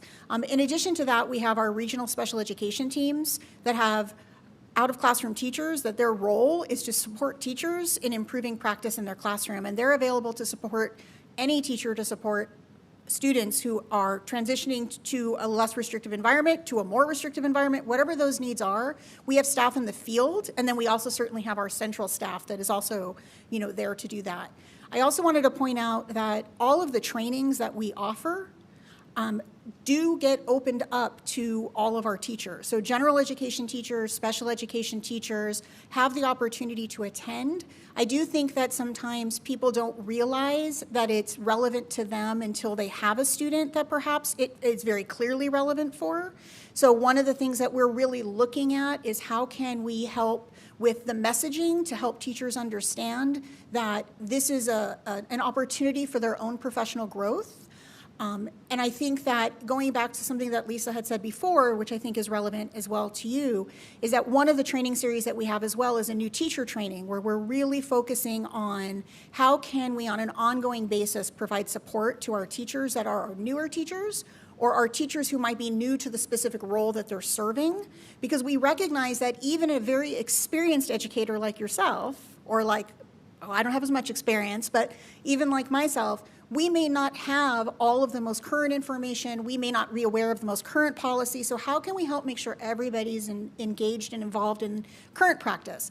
But I also think that the most important thing that I heard you say for me was what you referred to was a need for innovation. And I think that that's really where we need to be going, and I think that is where we're going. I think that we're looking at how might we do things a little differently, how might we do things more comprehensively, how might we do things in a manner that maybe thinks outside the box a little bit more than historically where things have gone. Because as our children have changed, our practices need to change, as evidenced by the evidence-based practices and the research studies that Dr. Hanratty shared, and that I know that Dr. Brooks is going to refer to shortly. Thank you. Thank you very much. And as the official self-appointed timekeeper, we have 2 more to go before we go on. And Gavin, you're next, followed by Deneen. So I just wanted to say I appreciate the process of thinking outside the box. One of my concerns that we always have as an administrator of individuals with special needs, my kids go through a lot of inclusion programs. But sometimes when the staff is trained, they're great programs, and then there's turnover, and then they don't have the same access to that capability. So thinking outside of the box, training staff is important, but also looking at creating and developing programs that are more sustainable than the individual, that go far beyond, if it's my school, that what I'm doing at my school, when I'm gone, I want my programs to continue to create opportunities. So how are we addressing that? How are we looking at creating new programs, developing programs, as opposed to just looking at the individual teacher in creating inclusion programs? So I mentioned it very briefly before, but we do have schools, when they have committed to increasing inclusive practices, we have them submit a plan. And the expectation is that the entire staff gets training, additional training. So part of that is done by that inclusion facilitator. That is one of the responsibilities for that stipend that they receive. Another thing I didn't mention previously is that there's also money that's allocated for co-planning time. So if a school doesn't have the capacity to give that teacher a period, a common conference with somebody else at a secondary school, for example, they can pay them for after-school collaboration. Likewise at an elementary school. So that pays for up to 1 hour per week per teacher, up to 3 teacher pairs. Additionally, I wanted to just quickly address something that Jackie had said, just because I wanted to clarify it. When students are included in the general education classroom, I know that in years prior, sometimes that would be in addition to the teacher's caseload. Our teachers are very much part of the norm, so they are definitely counted in the general education class norm. They are a student who is in that class, so it wouldn't be 5 on top, it would be 5 of. But does that answer your question, Gavin? It does in the training aspect of it, but are we looking at any specific programs that we're creating where we used to have students go towards the gen ed model, but maybe looking at creating programs where administrators and teachers see the value of gen ed students being part of special ed as well? For instance, I'll give you an example. At my school, we've created a Blue Oceanography Lab, where my students who have moderate to severe disabilities are cultivating brine shrimp for the Aquarium of the Pacific. On the car ride over, I had a principal from an elementary school wanting to learn more and be part of our program. So it's creating programs like that where people are reaching out to us as opposed to us reaching out and going in. Thank you. Yeah. That is fantastic. Thank you. Thank you so much. Deneen, you're last. Oh, last is always good. Thank you so much. I just wanted to, Leila, I wanted to just revisit the LRE analysis process that you talked about. I want to thank you for including that. My question is, so the federal law requires that placement decisions be revisited every year. How does the district, specifically through the Division of Special Education, ensure that that discussion and that analysis happens for every student each year? Yeah, I think most of it is because it is embedded into that IEP document. So Welligent will physically not allow you to close an IEP until that LRE analysis page has been completed. We also have a policy, which we've quoted in here a number of times regarding LRE, which school sites are asked to review. There's a handout that comes with that. That was on one of our slides here today, where it reminds the IEP team of the LRE determination principles. Thank you. I think I missed Pam by accident. Go ahead, Pam. Go ahead. Sorry. I'll try to be brief because we do need to move on. But two quick points. I was a little concerned hearing the research. It was great to have all that information, and maybe when I go to that link, I can get more details, but it felt like there were very overgeneralized conclusions about benefits of inclusion versus not. And, it's just not, I'm not opposed to inclusion. Of course, we want the full spectrum of opportunities for our students that meets their individual needs, right? But I found it hard to believe that there's like no benefits to an exclusive setting the way you laid it out. And not exclusive as opposed to inclusive, but a different environment for, a child that's not the gen ed environment. And so I maybe you can point me to something else in the research that might show some benefits to that too, because I feel like the district, it's like all or nothing a lot of times. We're like going this way and we're doing it all that way. Okay, now, and then we're going this way, we're going to do it all the other way. So it gets very absolutist, and in the end, we're then not meeting the needs of all of our students. So we have to be very careful about that. That was my comment on that. So I don't know if you could guide me to some research, or if you really believe that the inclusive setting is just the best way to go. Well, I absolutely believe that it is the IEP's team to make that individual determination. But in terms of, when I was looking at what are the broad themes of research, right? So what are like the large numbers of students who are involved in that educational research? The broad themes are that students do better in general education settings. Now, there is certainly research that supports intensive remediation for students who are at risk, students who have very specific academic needs. But even then, the goal is to then make a pathway back to general education. There is research supporting linguistic access for students who are deaf, right? That is very clear and specific research in terms of language access. And I welcome the committee to bring forth other research, but I am not familiar with research that supports that says a self-contained special education setting is markedly better for students than a general education setting. And I just want to clarify, I'm not advocating for that at all.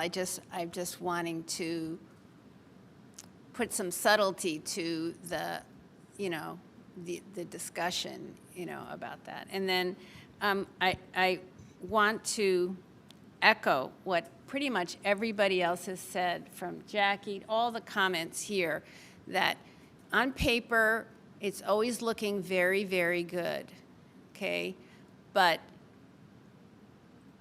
we are a huge district, and it comes down to training for all of our teachers, from our veterans who've never had exposure to this new research to our new teachers, okay? And then more than that, as was echoed, and I cannot emphasize this enough, and I believe it's where our district always falls short. It is on the follow-through and the implementation of whatever that training. We have learned some things. Are we applying it in our classrooms across the district? And I mean, if there's just one thing we can come away with that we can really make happen, it's, you know, it's that follow-through and implementation. Thank you. Well, thank you, Pam, and thank you, ladies, for that wonderful presentations, numbers 1 and 2. I appreciate that very much. Thank you. This has been a great meeting so far. And I know it'll continue to be a great meeting. So here we go with item number 3. And I am so happy to introduce Dr. Kristen Brooks, the Executive Director supporting inclusive practices, and she'll introduce herself and get us started. Thank you so much. Good evening. Thank you for having us today, and I want to acknowledge a couple of team members who are here with me as well, Dr. Danny Daher and Celise Heron. Just kind of give us a little wave. From Supporting Inclusive Practices. Thank you so much for being here. Again, thank you so much. This has been an incredible experience. Our team has worked with LAUSD for several years now, but to come into this space with you all and really talk about those tough conversations, right? We have this balance between compliance and moral imperative, right? We know what we need to do for kids. We know what's best for kids, and how do we do that? And so that's what I want to talk to you all about today. So moving along, I'll see if I have the same struggles as everybody else had. All right, writing. Again, thank you so much. My name is Kristen Brooks, Executive Director with the Supporting Inclusive Practices Project, which is a technical assistance project funded by the California Department of Education, Special Education Division. Our project operates out of 2 county offices. One is El Dorado County in the north, where my co-director Kevin Schaefer works with the team, and then Riverside County Office of Education in the south, which is where Celise and Danny are from as well.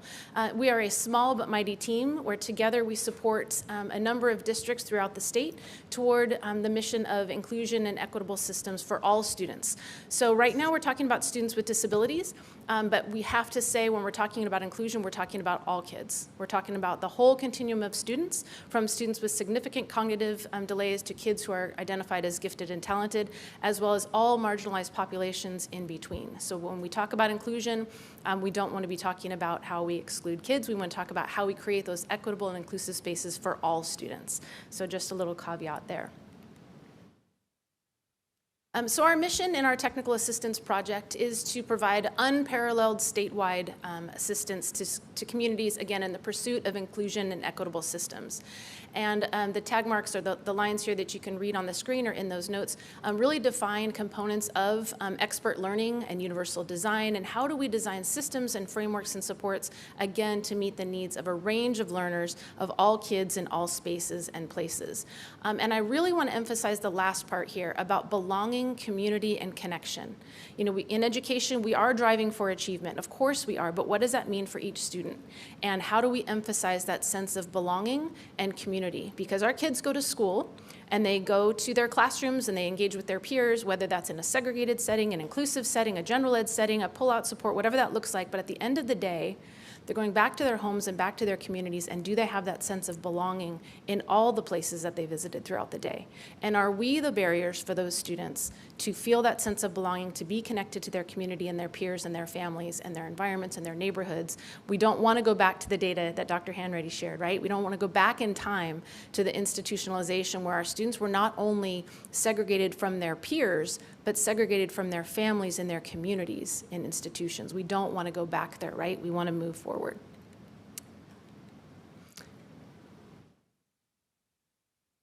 So our vision ultimately is for every student to be educated in an environment that is, and again, emphasizing intentionally designed. So to your point, I'm sorry, I can't pronounce your last name, Gavin. You were talking about how do we do this? How do we sustain this? How do we design this to where it lasts long-term? Not just leadership turnover, staff turnover, families, transitioning in and out of our district, but how do we create this long-term? And that goes down to that intentional design and the foundation of a culture of inclusion and equity.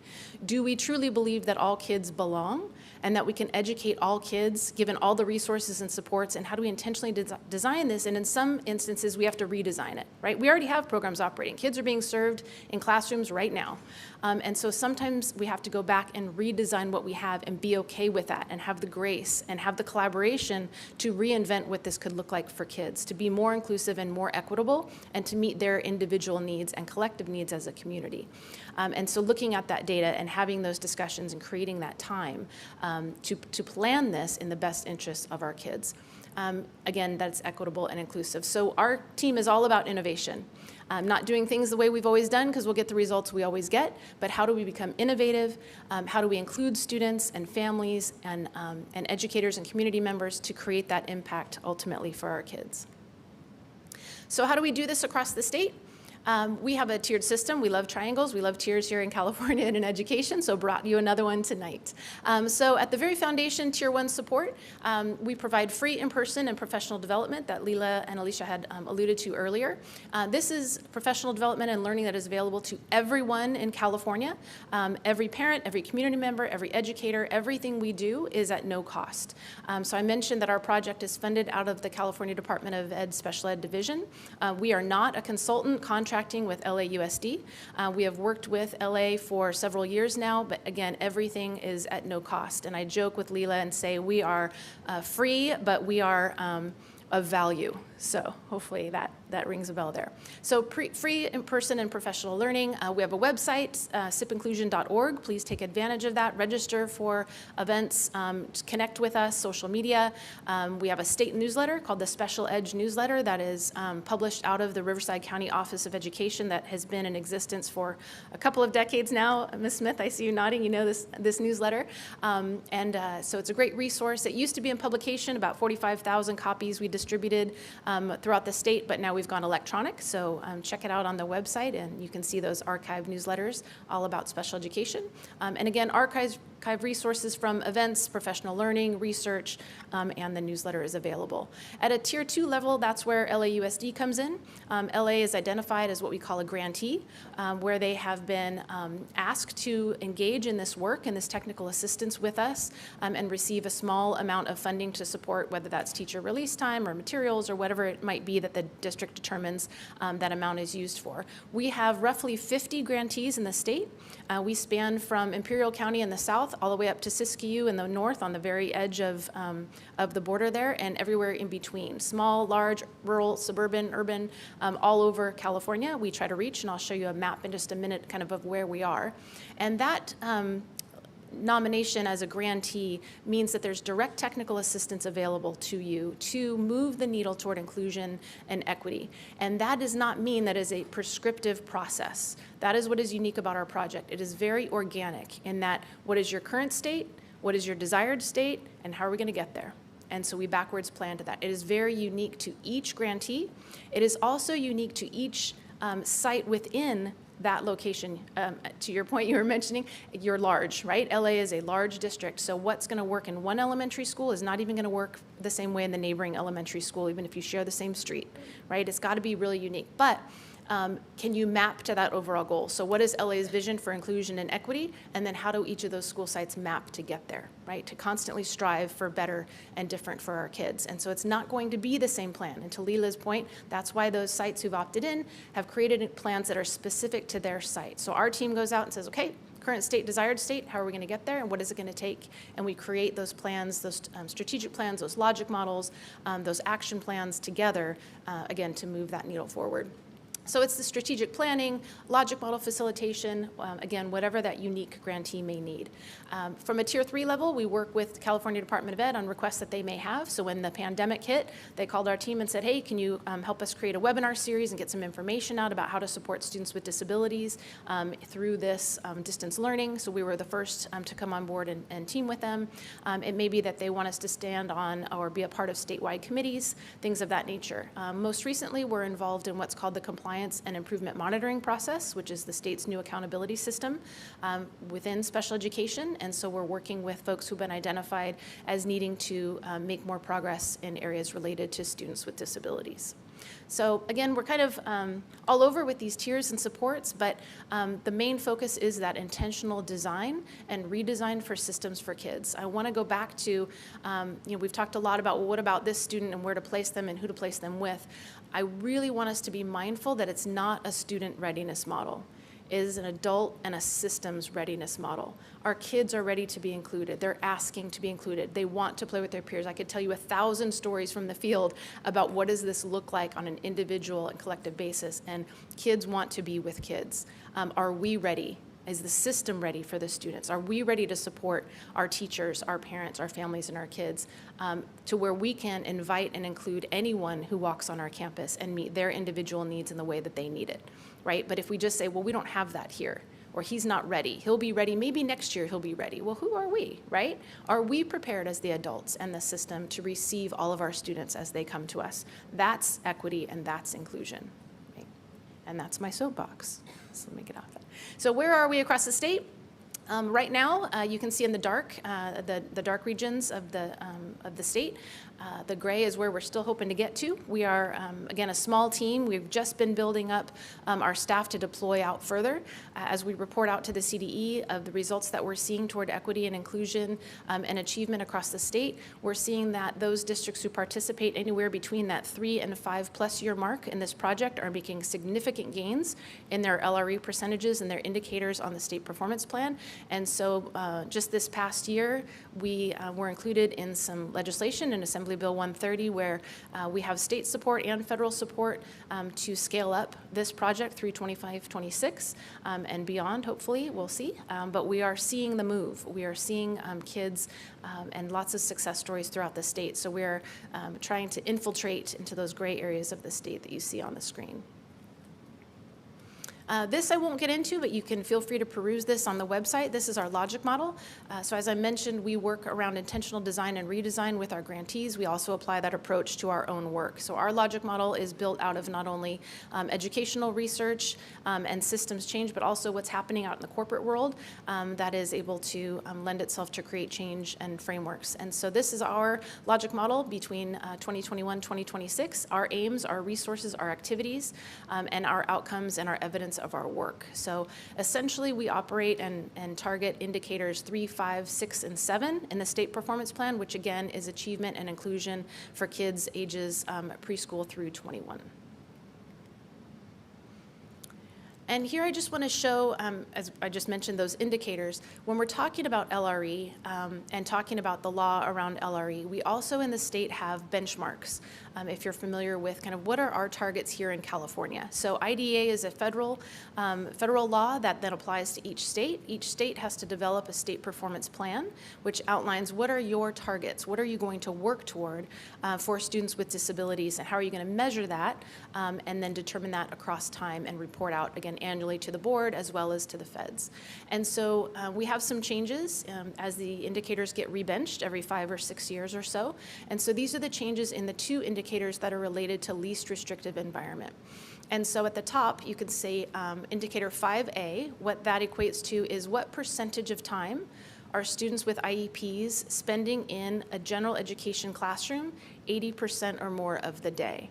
And then indicator 5B is what percentage of time is less than 40% in general education, and 5C is what percentage of time in a separate school, home, hospital, non-public type school. So you can see how these percentages of students with IEPs included at increasing rates and decreasing rates in segregated settings is how that looks across time. So you'll see the target for 2020 was 58% of kids with IEPs included 80% or more of the day. But by 2025, the state's ask is 70% of students with IEPs included 80% or more of the day. What's different about this round of benchmarks is that the previous round, we were looking at a 1% increase each year across time. You'll notice now there's an ask of 12% across 5 years. So what the state is saying is, we need to do better and different for kids. We're not hitting the mark. Previously, California was ranked 40th out of 47 states who measure these indicators, and we're better than that, right? And so we need to, again, do better and different for kids. We've got to get there. So the bar is higher, and what that means is now we need to have those resources and design to be able to achieve these benchmarks. This is based on compliance, right? So there's that balance. Compliance, what do we need to do for kids? How do we need to, or the targets that we need to get to in terms of putting kids in more inclusive settings? But we also want that moral imperative of meaningful inclusion, that sense of belonging, that well thought out intentional design for students. And to the point of the presentation earlier, this is not talking about 100% of the kids 100% of the time included in general education regardless. There's still a continuum. Kids have a very varying needs that change over time, which is why we have IEP meetings at minimum once a year. And then we call IEP meetings to talk about progress and needs throughout the year as needed. So kids' needs change, they're growing, they're developing, and hopefully we're working ourselves out of a job to where kids are going out into the world and being independent and successful at ever increasing rates and not needing the special education supports and services in the way that maybe they need it in their earlier years. So there is always going to be a continuum. But what we're seeing is that we are including students with not as significant needs in segregated classes because that's just what we have, right? We've always done it this way, so we're gonna just put you in the setting. This is what we have available to you. We are not even opening those opportunities and those doors for students to be more creative with our reallocation of resources and supports to meet the needs of a range of learners. Leela had mentioned that a majority of our students are identified under the category of specific learning disability, but we see a majority of even students with specific learning disability in segregated settings for the entirety of their day, who go through, all the way through high school, never having access to an elective, right? Or even lunch sometimes with their same age peers because their schedule doesn't match. And so is that system working for the students? Is it working for the staff? Is it working for the families? And to quote Andretisha Fitzgerald, if you are familiar with her work, does the data hurt enough to change? You know, we're seeing the numbers in front of us, we're seeing the research, we're seeing where we're sitting with, you know, with compliance, we're seeing our families say, I don't want my child to be isolated. I want my child's needs met, but I don't want my child to be isolated. And so as this data is coming to us qualitatively and quantitatively, does the data hurt enough to change? And so those are the questions, again, as the adults and as those who create these systems, are we meeting the needs in the best way that we can for kids? And if we can answer yes, then great, let's go about our day. If we can say, yep, we are doing all we can and our kids are thriving, we have done our job, awesome. But we never say, we're done. We always say, what's next, right? There's always more room for improvement. So our team is here to support LAUSD. And I'll end with just a couple of stories from the field. LA is one of our districts that we love. Whenever Leela calls me and says, hey, and I'm like, Leela, she's like, I haven't asked about LA. I'm like, yes, we are in. We are absolutely in. We love working with your community, with your families, with your staff. You have an amazing group of leaders who are always wanting to do better and different for kids, and so we are very honored to be working with them. Some other folks that are out there, we have large districts like Fresno Unified. We have very small districts like Wairika Union with 2 schools up in Siskiyou.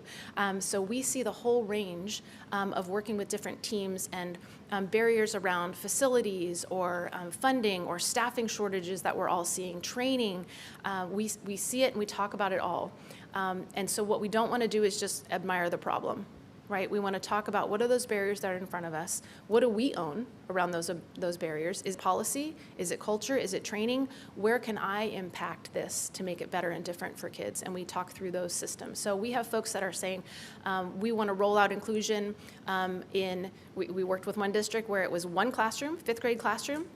on one elementary site, and they were going to do UDL really, really well, and then introduce it through the campus and throughout the district. And after 6 years, they now have universal design for learning and co-teaching throughout the district, and they have increased their LRE percentages over 24%.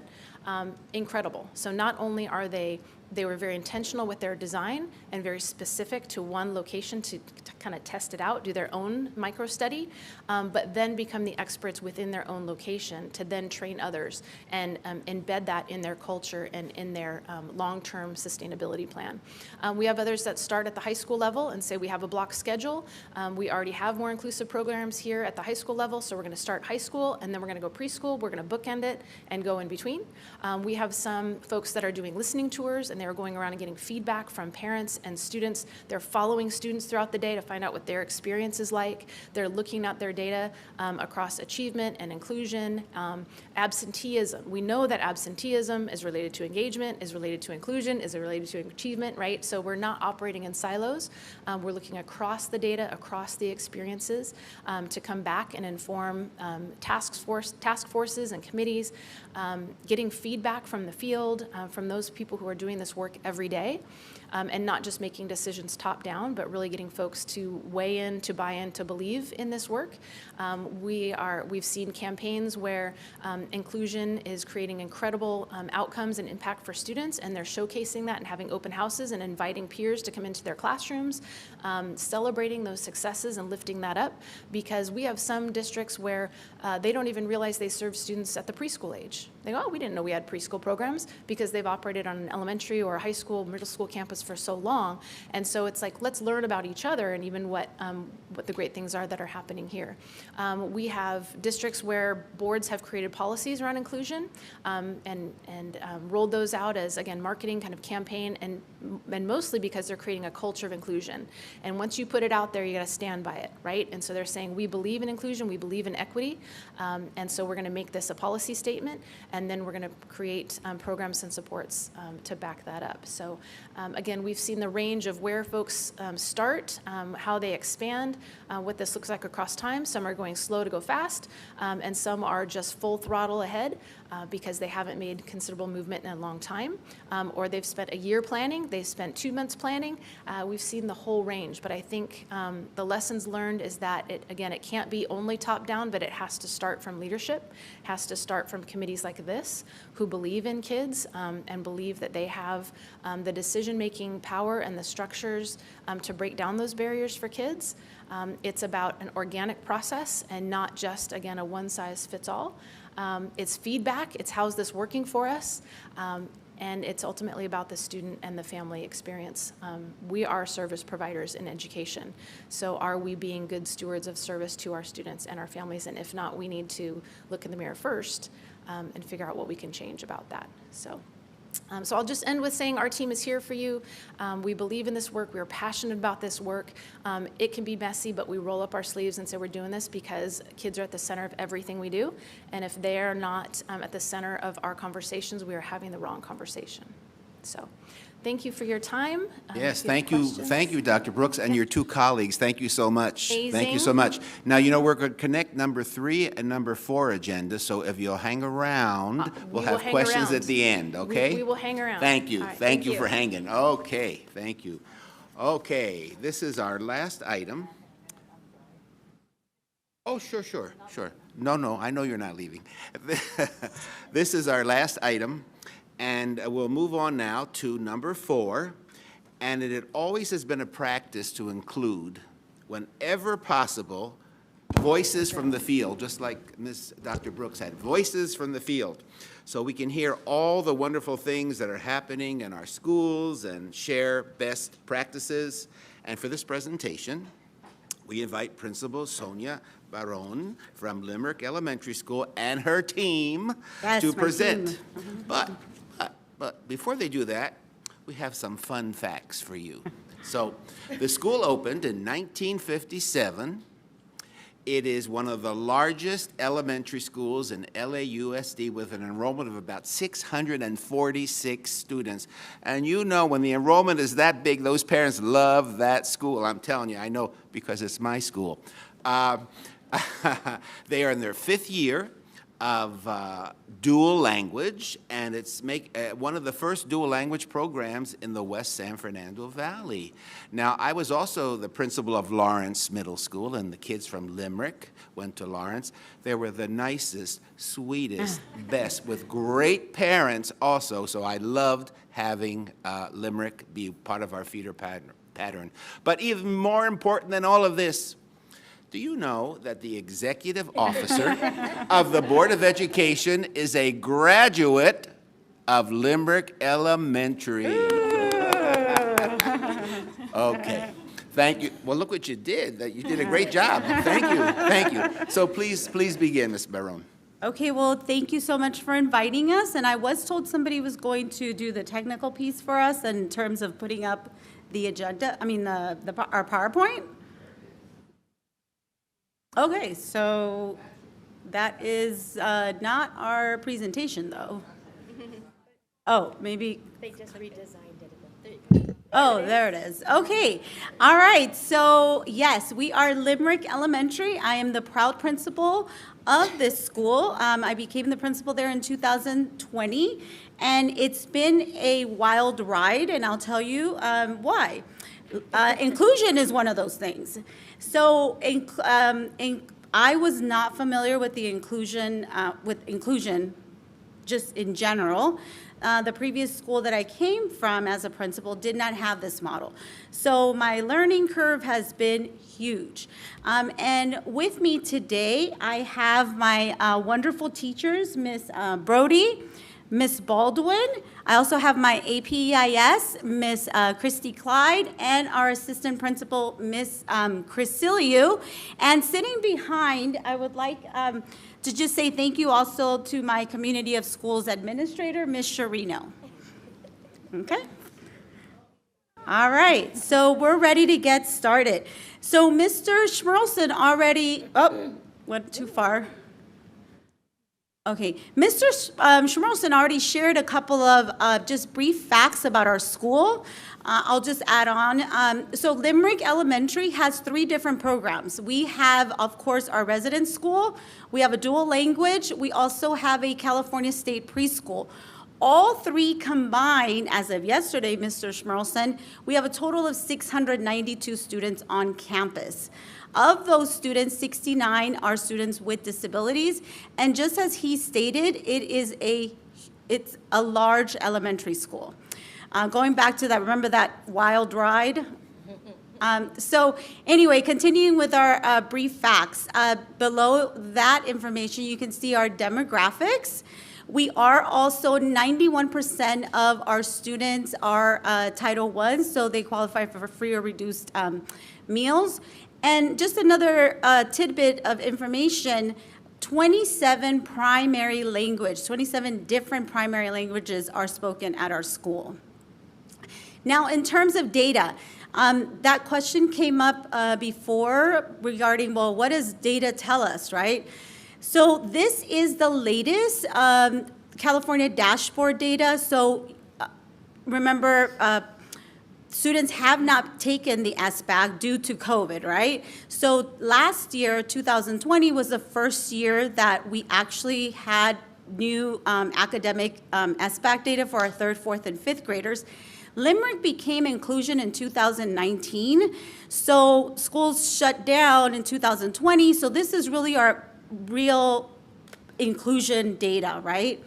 So as you can see, and I didn't bring my glasses, but our ELA data for the 2020 school year, it shows a comparison between our school and students with disabilities statewide. So when we're looking at the benchmark standard in the state, and if somebody can help me, does that say 90.3? 97.3, thank you. 97, so students with disabilities in ELA scored 97.3 points below standard statewide. At our school, last school year, they scored 60.8 points below standard school-wide. Now, if you look at our math data, in the state of California, students with disabilities scored 130.8 points below standard. At our school, they scored 25.3 points below standard. And I do want to say this is, the data, the most recent data we have, and data that is showing where we are since we've been inclusion. But this is just students with disabilities data because that's our focus for today. But I just want to say overall, our data school-wide is there was significant growth compared to 2019. So whether it has to do with inclusion or not, I don't know, but that's what the numbers are telling us, right? So, and now what you're going to really hear from our teachers is what are the challenges and what are the successes in a real life school, in practice. And I was not there in the year that it was started, but change we're all afraid of change, and that's been brought up a lot of times, right? But then we also have to think about how are our own fears stopping us from, doing what's best for students? So I'm not going to speak. I'm going to let now Ms. Baldwin share what are some of the successes that have taken place at Limerick. Great. Thank you for having us. Interestingly enough, so many of our successes are research-based, so that's great. I do have to say our successes are hugely attributed to administrator support and when we have the required staffing.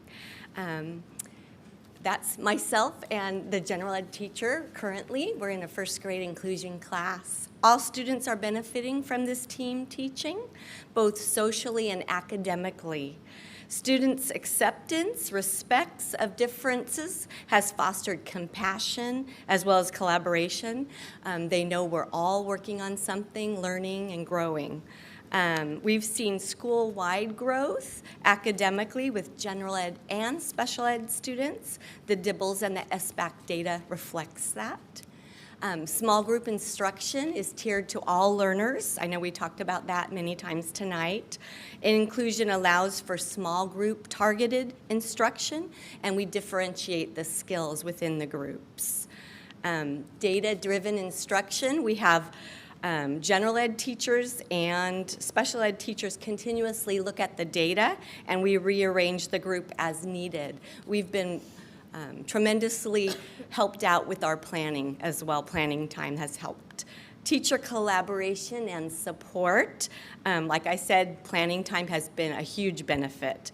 Working collaboratively, we're able to brainstorm strategies, reflect, change things up when needed. I know it's been talked about tonight that I'm the special ed teacher, I bring a set of skills, the general ed teacher brings a set of skills, and that's been really, really helpful. The last point for the successes, the equity and inclusiveness is just become part of our school culture. So like we talked about, all kids, all learners included. So we've seen some great successes. There have been some challenges, and Ms. Brody is going to talk about the difficulties rolling it out. We've had lots of learning. So I just, before Ms. Brody comes on, just a quick to add on to that, our school, there is no special ed, and I think we've had this conversation when we were working on our presentation.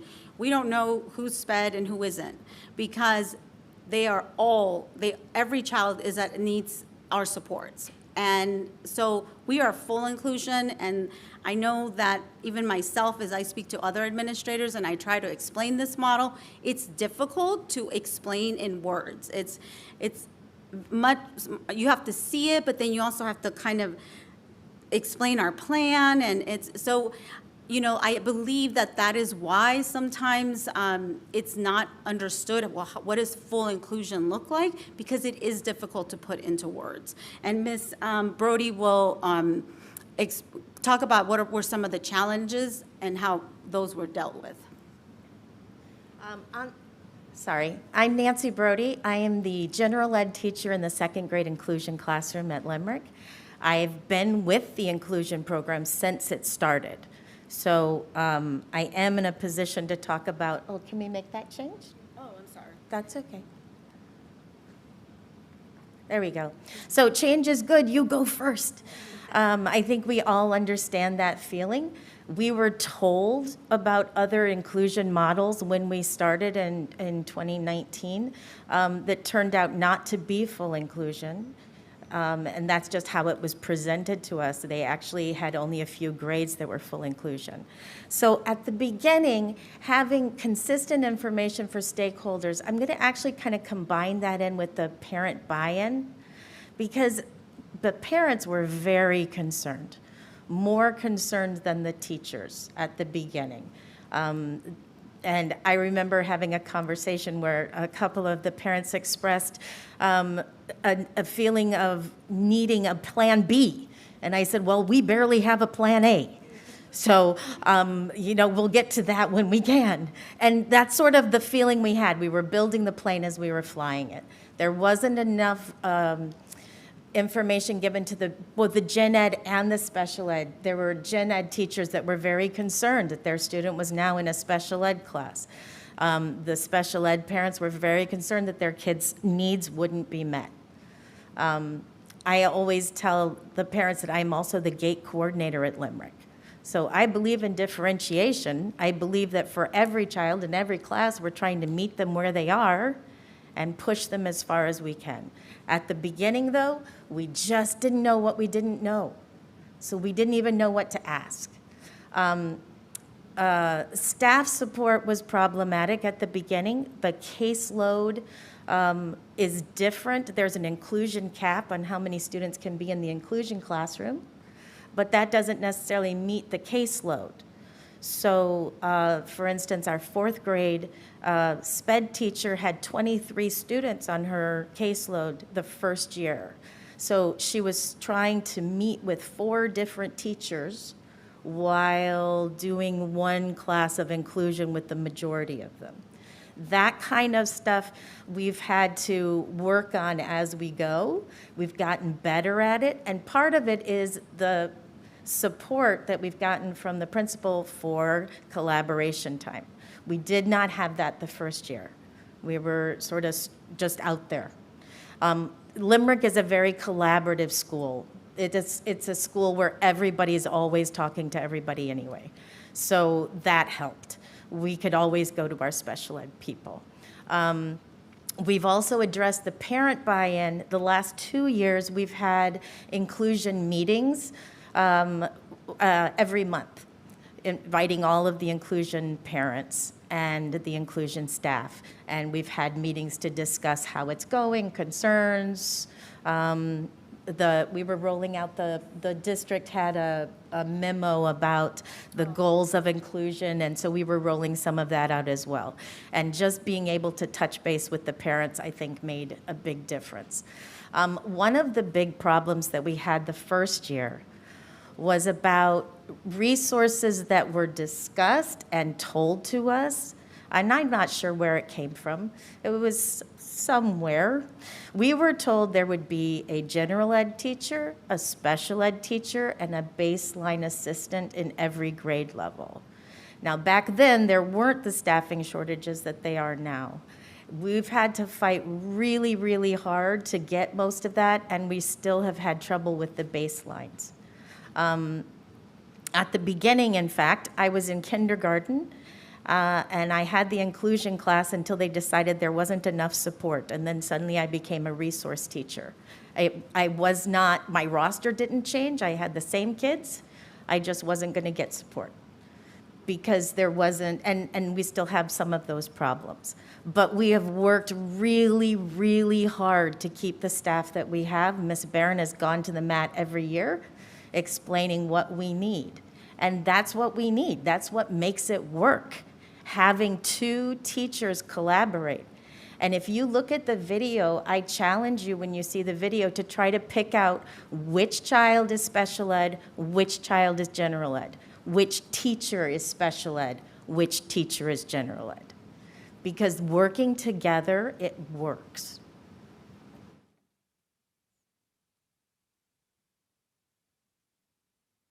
And one of the things that we, as administrators, that I recommend as we're moving forward, and also just as myself, what are some recommendations I have for administrators starting this process? Things that, like I said, had no idea what inclusion was when I started, and I've kind of learned. So some of the things they've talked about already, and I'll just go over. Really important to just not read about the research, not just read about things, but actually physically observe it. That's, I would say, the number one model. In terms of also with that, are not saying that our model is going to work somewhere else. Because I can tell you at our school, we're full inclusion, but my 5th grade looks different than my kindergarten, than my 1st grade. So it's being flexible and open as long as all the students' needs are being met and everybody is fully included.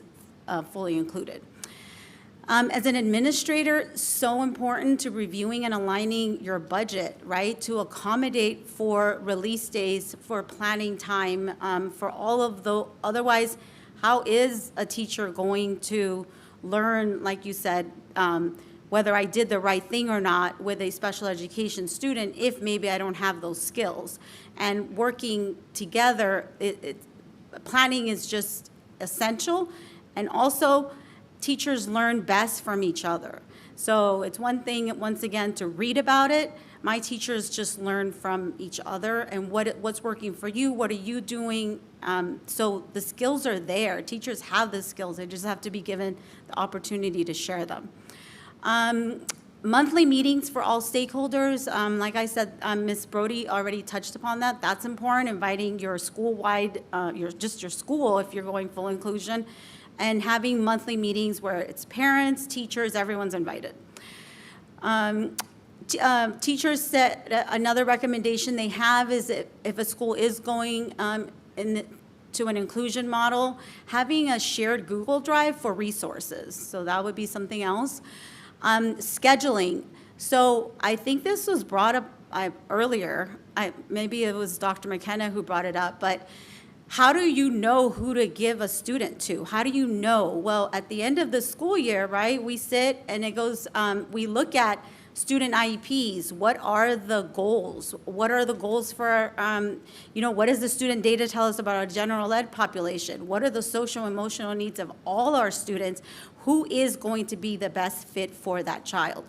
And if, we don't all get along and we don't all like each other.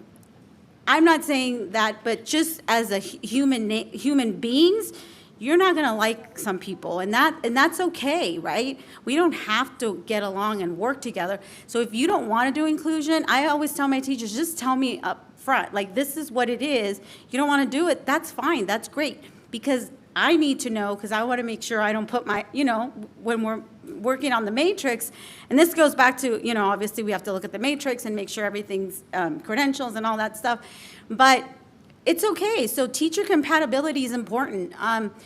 Also, classroom resources, looking at just your map of the school. Do you need a classroom that has a ramp?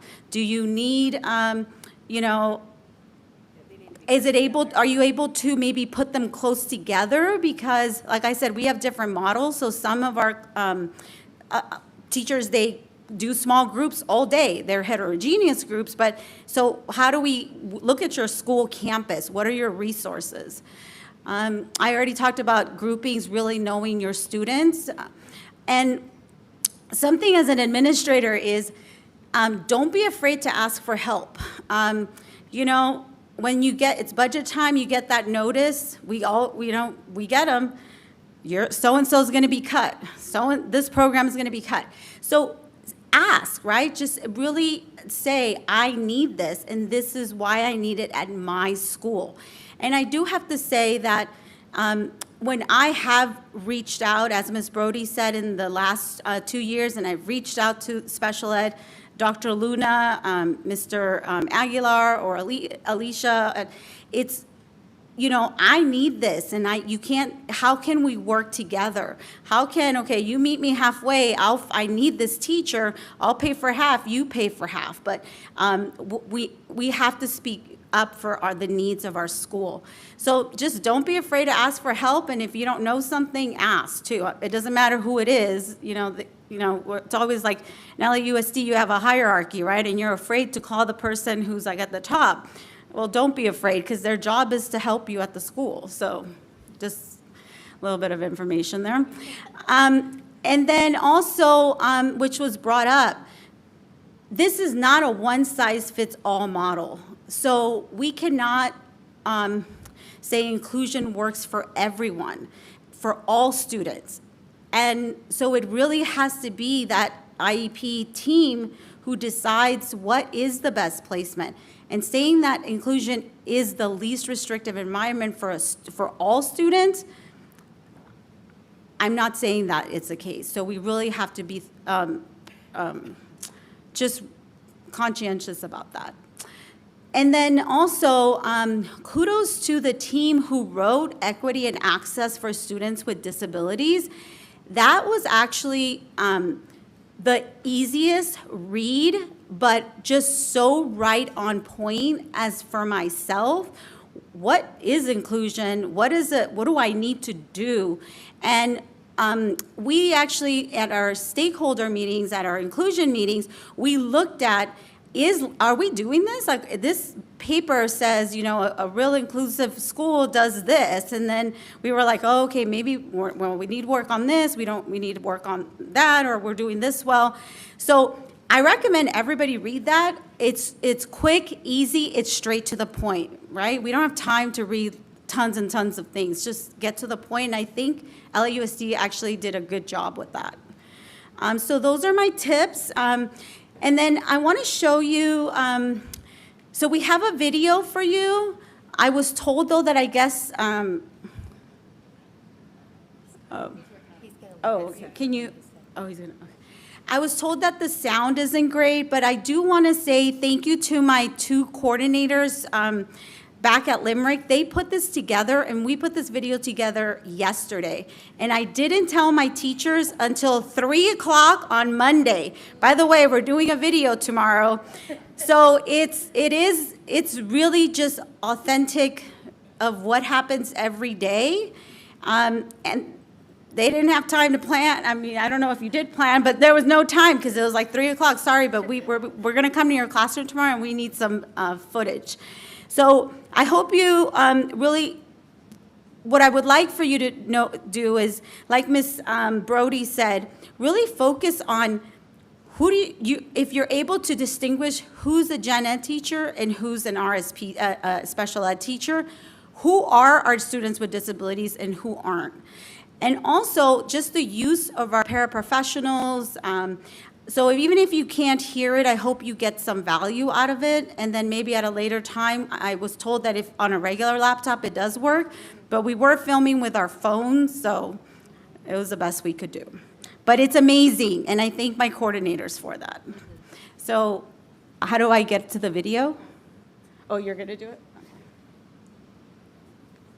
That a resolution. Are hoping that you will be able to do the new year. With your elbow partner, Braden will be talking with Jayla. What would you wish to have in your life? Oh, to help other kids. So, what do you think that's something that's okay, that's about what you can accomplish? Oh, a therapist. Beat each other. I want to see that I'm reading. We're going to start wrapping up. We'll share out in a minute. Love to hear that. All right, share it out. Jayla, go ahead. You want to be a teacher? And you have little brothers and sisters, right? So that's something you can practice at home. I would love to learn how to skateboard. Do you think I can skateboard? Yeah. Yes. Can I do it now? No. Start wrapping up, and we're gonna share out, and we're gonna chart it. Can't break dance yet, but we're gonna be able to break dance. For reading time, can you please hold up your author's point of view book, as we are going to be using this? Let's make sure everyone has their materials ready. Author's point of view book up. What's our first lesson of the day? Let's go with Zayden. Say lesson 11. Well, today we are going to be learning about something called point of view. Everyone say point of view. Point of view. The last one is third person. What's the last one? Third. Ready, set, talk.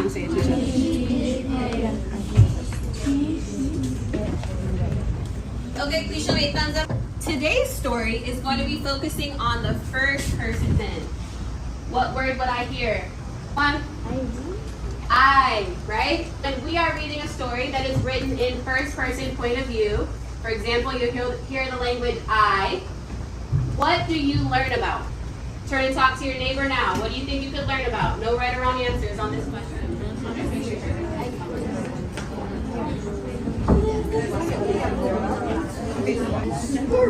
I will work hard in school. What else can you do?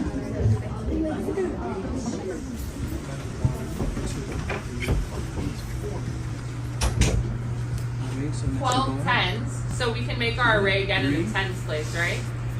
How many rows, Bella?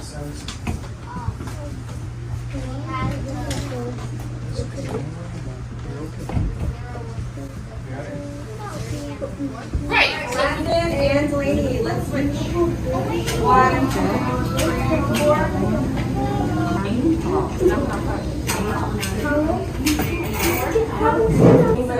First and you so at the end of the day, what was it?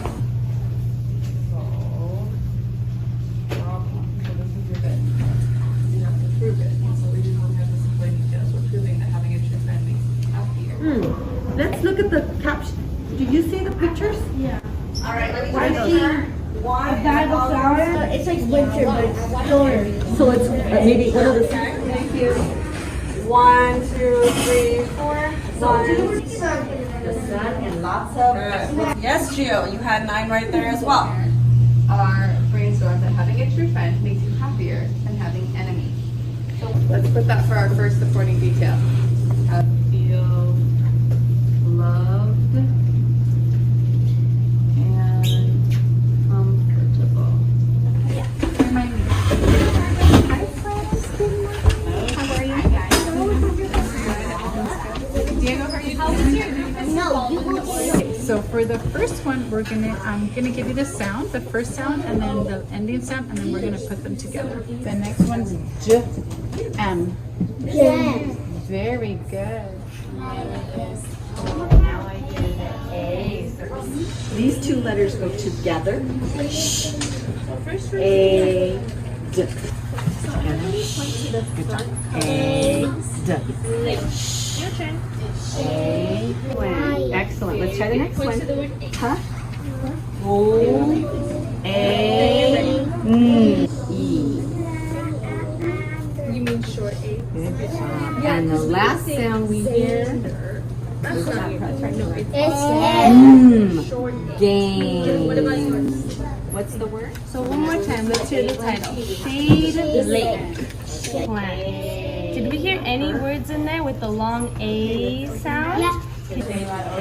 Now, what words in here did we hear with the long A sound? Lake. Nate. Who's Nate? So you remember. It's a duck. Yep. Oh, let's find out the topic again. Ready? Save. Save. Shade. Shade. Take. So one thing I want to say is in the small groups, it's not just special ed students, because it's all students. So I don't know, could you tell who was special ed and who wasn't? No, right? Because they all need the supports and we're meeting their needs where they are, yeah. Could you tell who was the gen ed teacher and who was the special ed teacher? I couldn't tell who was the aide and who was the teacher. Oh, so that, true, right. true, yes. So with that's our presentation. And a wonderful one. Thank you. So don't sit down because we have some questions for you. Dr. Brooks, come on up, please. You know, you're welcome to bring your 2 colleagues. We'd love to see them too. Yeah, come on up. We'd like to see you too. Yes. Okay, and I know I already have a first question from Dr. Luna. Go ahead, Dr. Luna. All right, thank you so much, Limerick Elementary School, for that presentation. Just a couple of things. Ms. Barone, principal, started off or early on said something to the effect of we don't have special education students. And I just wanted to clarify that they indeed do have students with disabilities. They have, in fact, 10% of their students are students with disabilities, and they are all serviced in a general education setting. When they say full inclusion, they mean full inclusion. They do not have any special day programs at their school site. This does not, so, and I have been to their site. I have had the pleasure of visiting their site and seeing this in action. And just as you saw in the video, you will not be able to tell walking into those classrooms which student is a student with a disability and which is a general education student. Same for the teachers. And that teamwork is amazing, and the respect the students have for each other and the learning that they experience from each other is also wonderful. I just wanted to ask, I know that when I was there, when we visited, we had some conversations about specific students and experiences and their successes. And I know you talked about, I think one was an eloper before being in a general education classroom. One had a BII. And I wanted you to ask if you could please speak to those two success stories that I recall from there. You know, actually, I'm going to have Ms. Baldwin speak, and she's referring to Titan. So. And explain what an eloper is, because some people may think they're getting married. So explain what an eloper is. It's a great Without story. using student names, Okay, please. thanks. It was a great story. I read the IEP, and again, it said elopement, run out of the classroom, need someone with tennis shoes, follow him. And the student came in, and how did the story go now? So there was a student, just one particular student, who. We were talking about. I got it. We were talking about class rules. That was it. And we were saying, you know, what would be a good student? What would be some things we needed to work on? And this particular student raised his hand and he said, "We shouldn't run out of the classroom." And he looked around. And the kids were like, "Well, yeah." And I said, "Well, of course, all the fun is inside the classroom. Why would you want to run out of the classroom?" So he was kind of gauging to see if we knew. We pretended like we didn't know, and he hasn't run. So that was a good success story. And he came actually from a school, I believe he wasn't in SDC, he was in an SDC class. And so it was, I guess he was eloping all the time. And we have not had that. And so we're wondering, we keep thinking like the honeymoon's going to be, you know, when, like Ms. Baldwin always comes to me saying, "Is the honeymoon going to be over soon?" She's like, "I'm afraid." We definitely watch him. We watch him, right? You know, because that's written in the IEP. Right, of and course, there's a person that is able to support him, but it just is, we're not seeing those behaviors, whether or not, you know, we're not, I think the a specialist, but expectation- yeah, maybe, or the just, yeah. expectation is that, you know, we don't do that in class. And so he's like, "Of course we don't do that." And it was fun to see. Yeah. Thank you. And then there was an adult, I just wanted to note, there was an adult sitting there, and I said to Ms. Brown, "Who is this?" And she said, "Oh, that's the student's BII." But the student doesn't really need the BII. The BII is helping other students. The other wonderful thing that they do is when they pull students in small group, and I don't think you guys gave yourselves enough credit for this, you do direct instruction and small group instruction. They just pull those who need the support. It's not you're a student with a disability, come with me, or you're this. It's we just taught this lesson. You need that extra help. You 5, 6 kids need that extra help. Come over here in a small group and we'll give you that extra help. It's really great to see, and I invite you to come and visit Limerick. Thank you. Thank you, Dr. Luna. Okay, we have Ms. Lisa next, please. Thank you so much. It's inspiring to see a successful inclusion school, especially at elementary level. I did want to just ask Principal Barron, you did mention that inclusion doesn't work for all students, and you've said that, and you said, asked your teachers, you know, is this something you want to do? But you also said that for students, you recognize that it doesn't work for all students. So what do you do when you have an IEP meeting and you recognize that a child with the IEP is not going to benefit from being at that moment in a full inclusion setting? So what do you do for those students if If I just heard Dr. Luna correctly say, you do not have any special day classes. No, we do So are they not. sent somewhere else? Well, of course, first we have to ensure that we have provided all available supports to be able to keep them in the inclusion. That would be the first step, right? Aids, whatever the child needs to be able to access the general ed curriculum. If we've done that and the child is not being successful, at the end of the day, we have to think about what's going to be successful for that child based on data, based on observations, based on teacher input, parent input. Then obviously we do need to think of a different placement. And our school does not have that, so that means the student would be at a different school with that particular model, whatever that model may be. But first, we, of course, have to try that we've supported them and that this really isn't the best for that particular child. Thank you. District 1, Kelly. Thank you so much, and congratulations to both teams here this evening. We talked about your successes, and those are the things on the sunny side of things, but let me just switch a little to what is the unsunny side.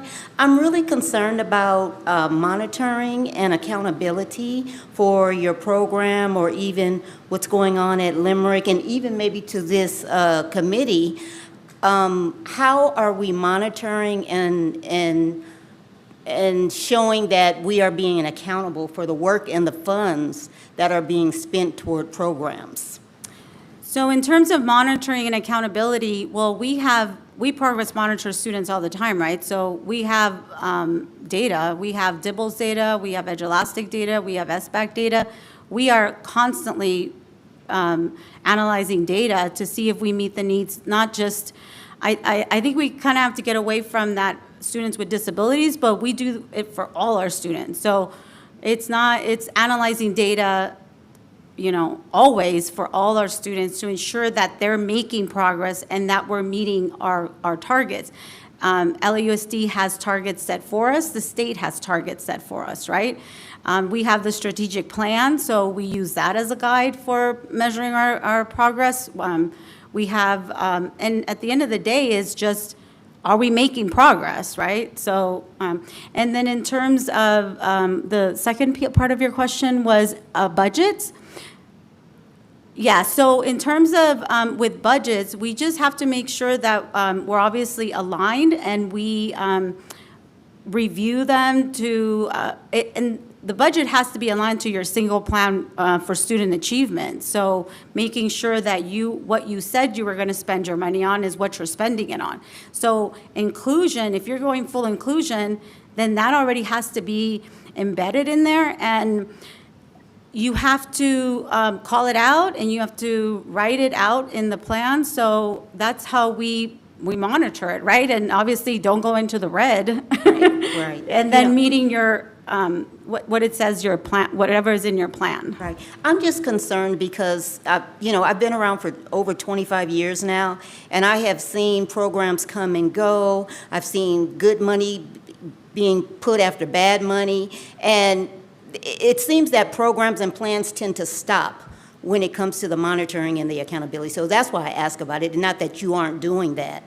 But I'm just concerned about us continuing to do the same things over and over again. That's why I'm a big proponent for innovation and thinking outside of the box. And this is just district-wide. And I agree with you. Obviously, in terms of funding, I myself, like I said, every year get the letter that something's going to be cut because of funding. And obviously right now, we have that extra money. What's going to happen down the line? So and my teachers will tell you, I'm always thinking like, what's going to happen down the line? So we have to think about, okay, I tell them, okay, we may have COVID funds right now. What's going to happen 2 years down when we don't have that? And inclusion does require those additional that additional staffing. So and you're being realistic because that is our reality. And being outspoken with your staff, we may not have it the way we have it now, but we've learned so much. I don't think, and maybe, I was never at an inclusion school. I don't know if I could ever go back. So I have to find a way to make it work then.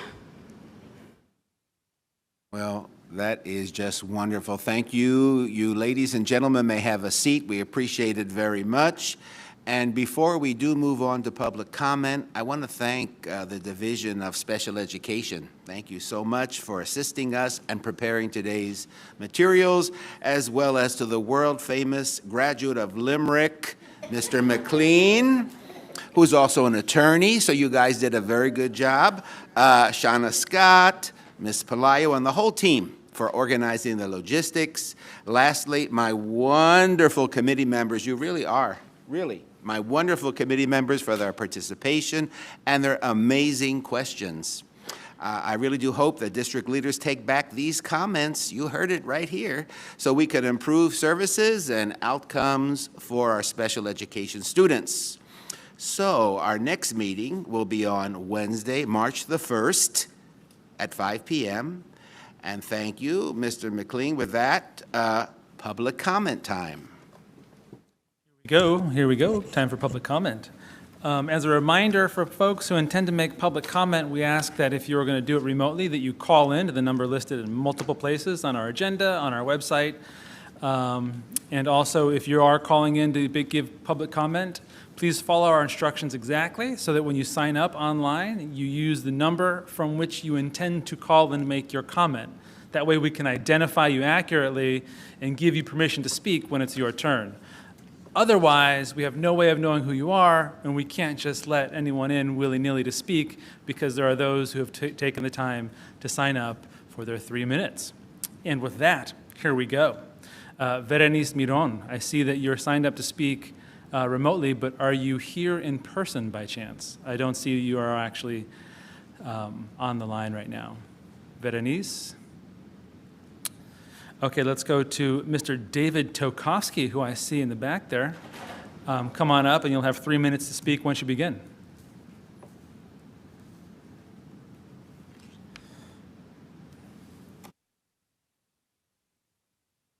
Thank you very much. David Tokovsky, former school board member, member of the board during 20 years of the consent decree on Shanda Smith, where I learned more about special ed and education than in almost all of my social studies work.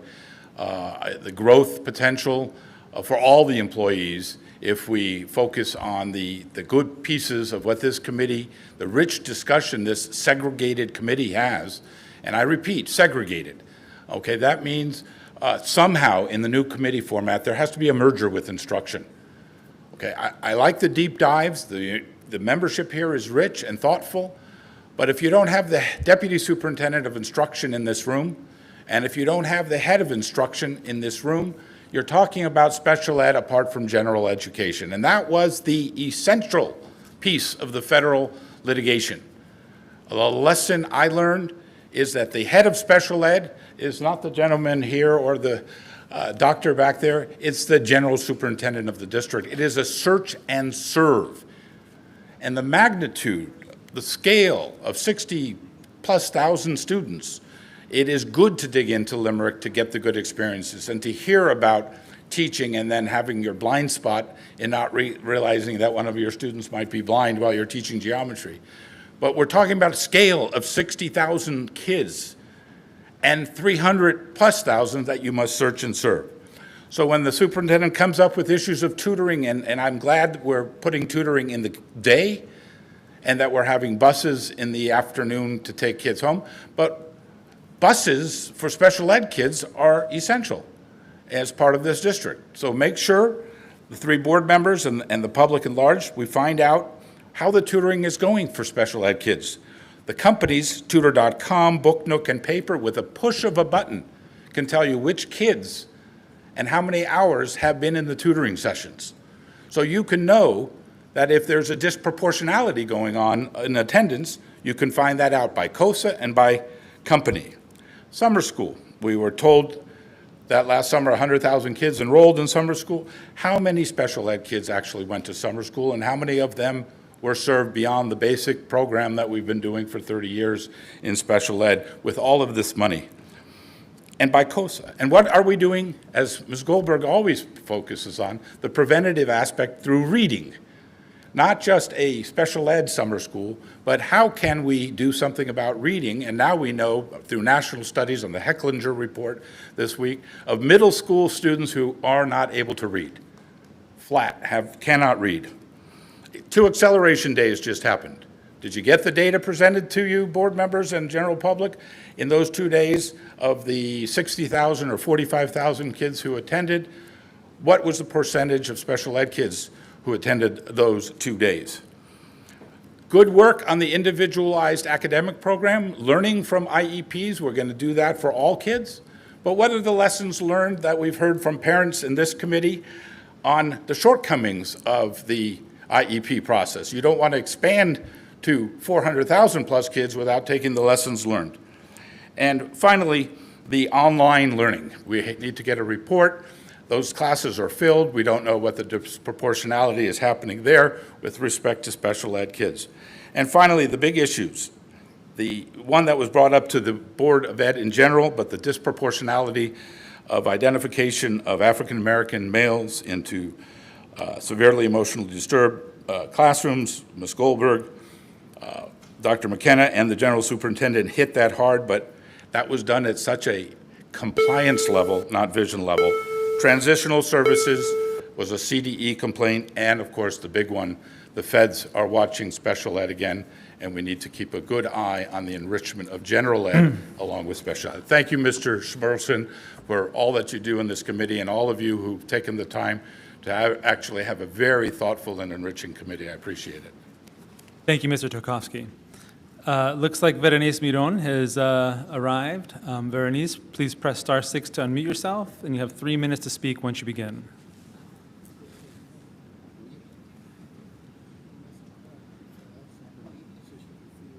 Ms. Miron, are you there? If you are, press *6 to unmute yourself, and you'll have 3 minutes to speak once you begin.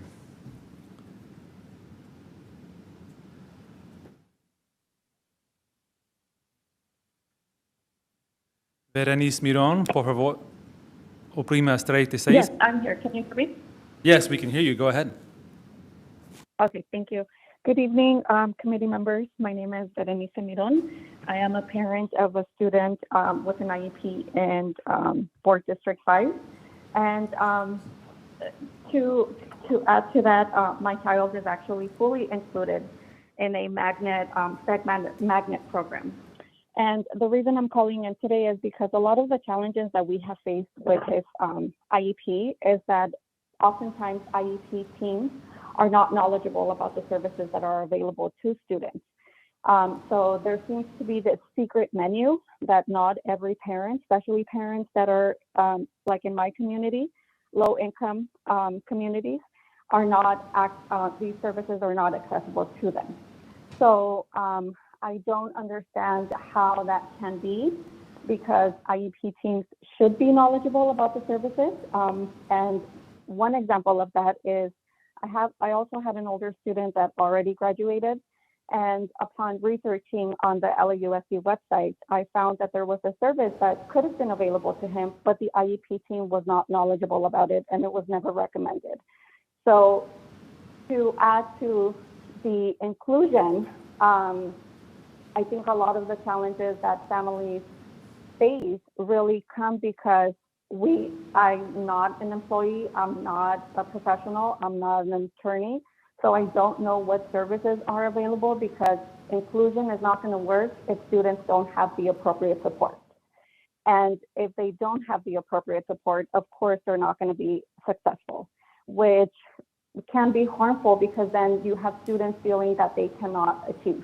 I understand that there's a lot of concerns between teachers not knowing how to implement these inclusion practices, but imagine how students feel when they're included and they're not successful. So I know Jackie Goldberg stated, where can a teacher look to for support? But in the event for students, where can students look for support when they're facing challenges? We need to look into that as well. And I want to make a comment about the topic that's been commented on a lot, that inclusion is not for everybody. And I think that we need to be considerate when we say that, because I think that the appropriate term is that inclusion is not going to look the same for everybody, but everybody can be included in some way or form. So I hope that the Division of Special Education can take that into consideration and make IEP teams knowledgeable about the services that are available to students. Thank you. Thank you for your time.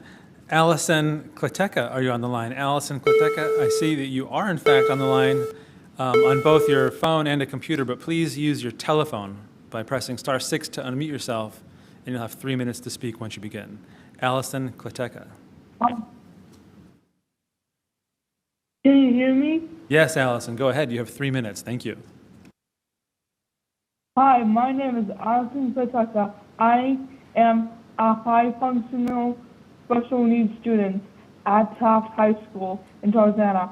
I have experience in both special ed and inclusion classes, and I'm here to talk about my experience. This is my first year in inclusion classes. I'm much happier in inclusion more than in special ed classes. Let me tell you why. I'm happy for 3 main reasons.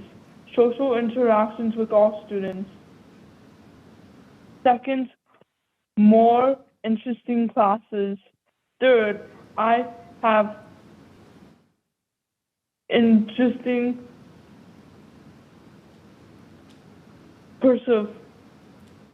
perspective and a voice that needs to be heard by everyone. Now, let me get into more detail of those reasons. First,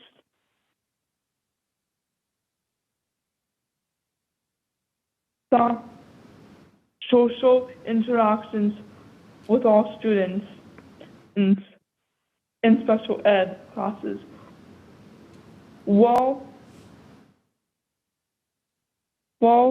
I felt like I was trapped in a small box, and I made 0 friends because of that. But now that I'm much more, now I make much more than 0 friends now. Now that I'm in inclusion classes, I have a ton of friends, and they help me a lot. Second reason, now that I am in all inclusion classes, I get to learn so much cool stuff like art, fashion, robots, and outer space, and Greek history. Finally, because I'm in inclusion classes, I feel like I matter. My voice matters. I get to have a real impact on the lives of all students. To me, that is a big deal. Thank you for your time.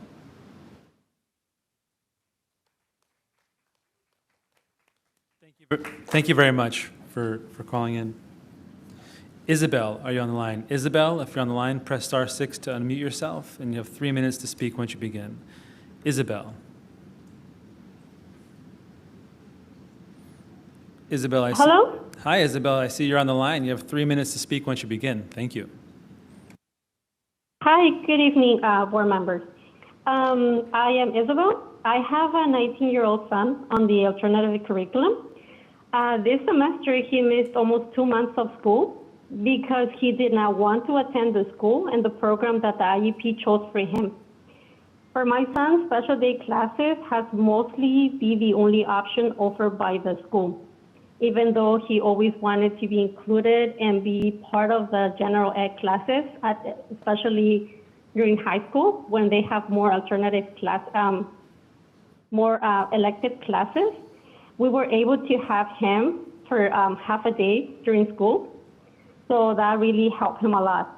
Right now he's in a transition program, and I've noticed that our students need more support with more option and vocational training, because I believe our students can do more than just paint tables and have them do like the easy job. They need to be challenged. And I know every student is different. That's why they have an IEP, and every services should be for each individual. So I agree with Jackie when he says that our teachers need more support and resources for students to be included. And we also need to consider that we need to provide information for the general ed students, because they are going to be interacting with these special ed students, and sometimes when they do have behaviors, they need to at least, we don't really need to give a lot of information, but we can at least kind of tell them about the different disabilities, because we are providing the training for this, the teachers, so I think it's very important for the students to be part of the training as well. I really like this presentation, and I'm pretty sure a lot of the students can benefit from the inclusion. And thank you, and have a good night. Thank you very much. Maria Duran, are you on the line? Maria Duran, are you on the line? If you are, press *6 to unmute yourself, and you have 3 minutes to speak once you begin. Maria Duran.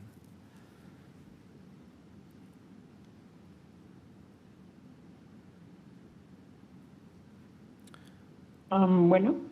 Hi, we can hear you. You have 3 minutes to speak once you begin.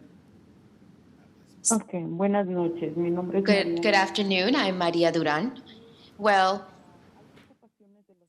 there's a lot of worrisome from the parents, from the district, because they're not identified as students with disabilities, because they haven't recognized their necessities. Every student is different. No one knows or can recognize their student better as their parent. And it is true what is happening at the schools. There are parents that do not participate because they don't have the information to be able to support these teachers. In several occasions, parents don't get involved, and they make us look conflicting, and that is a bad thing about the schools. But no one but the only parents can recognize the necessity for each student, and what parents are asking for is to be able to support every student, to be able to have and to be able to be a partner with the schools so that students can have a better education. Nonetheless, administrators at the schools see the students as one more number or as dollar signs. There are several teachers that don't have the capacity to deal or identify every student based on each necessity. And sometimes the inclusion does not work because they think that this has to do with the same capacity, or every student has different capacities. Unfortunately, we don't have the information, the correct information, as to be able to support these students. Therefore,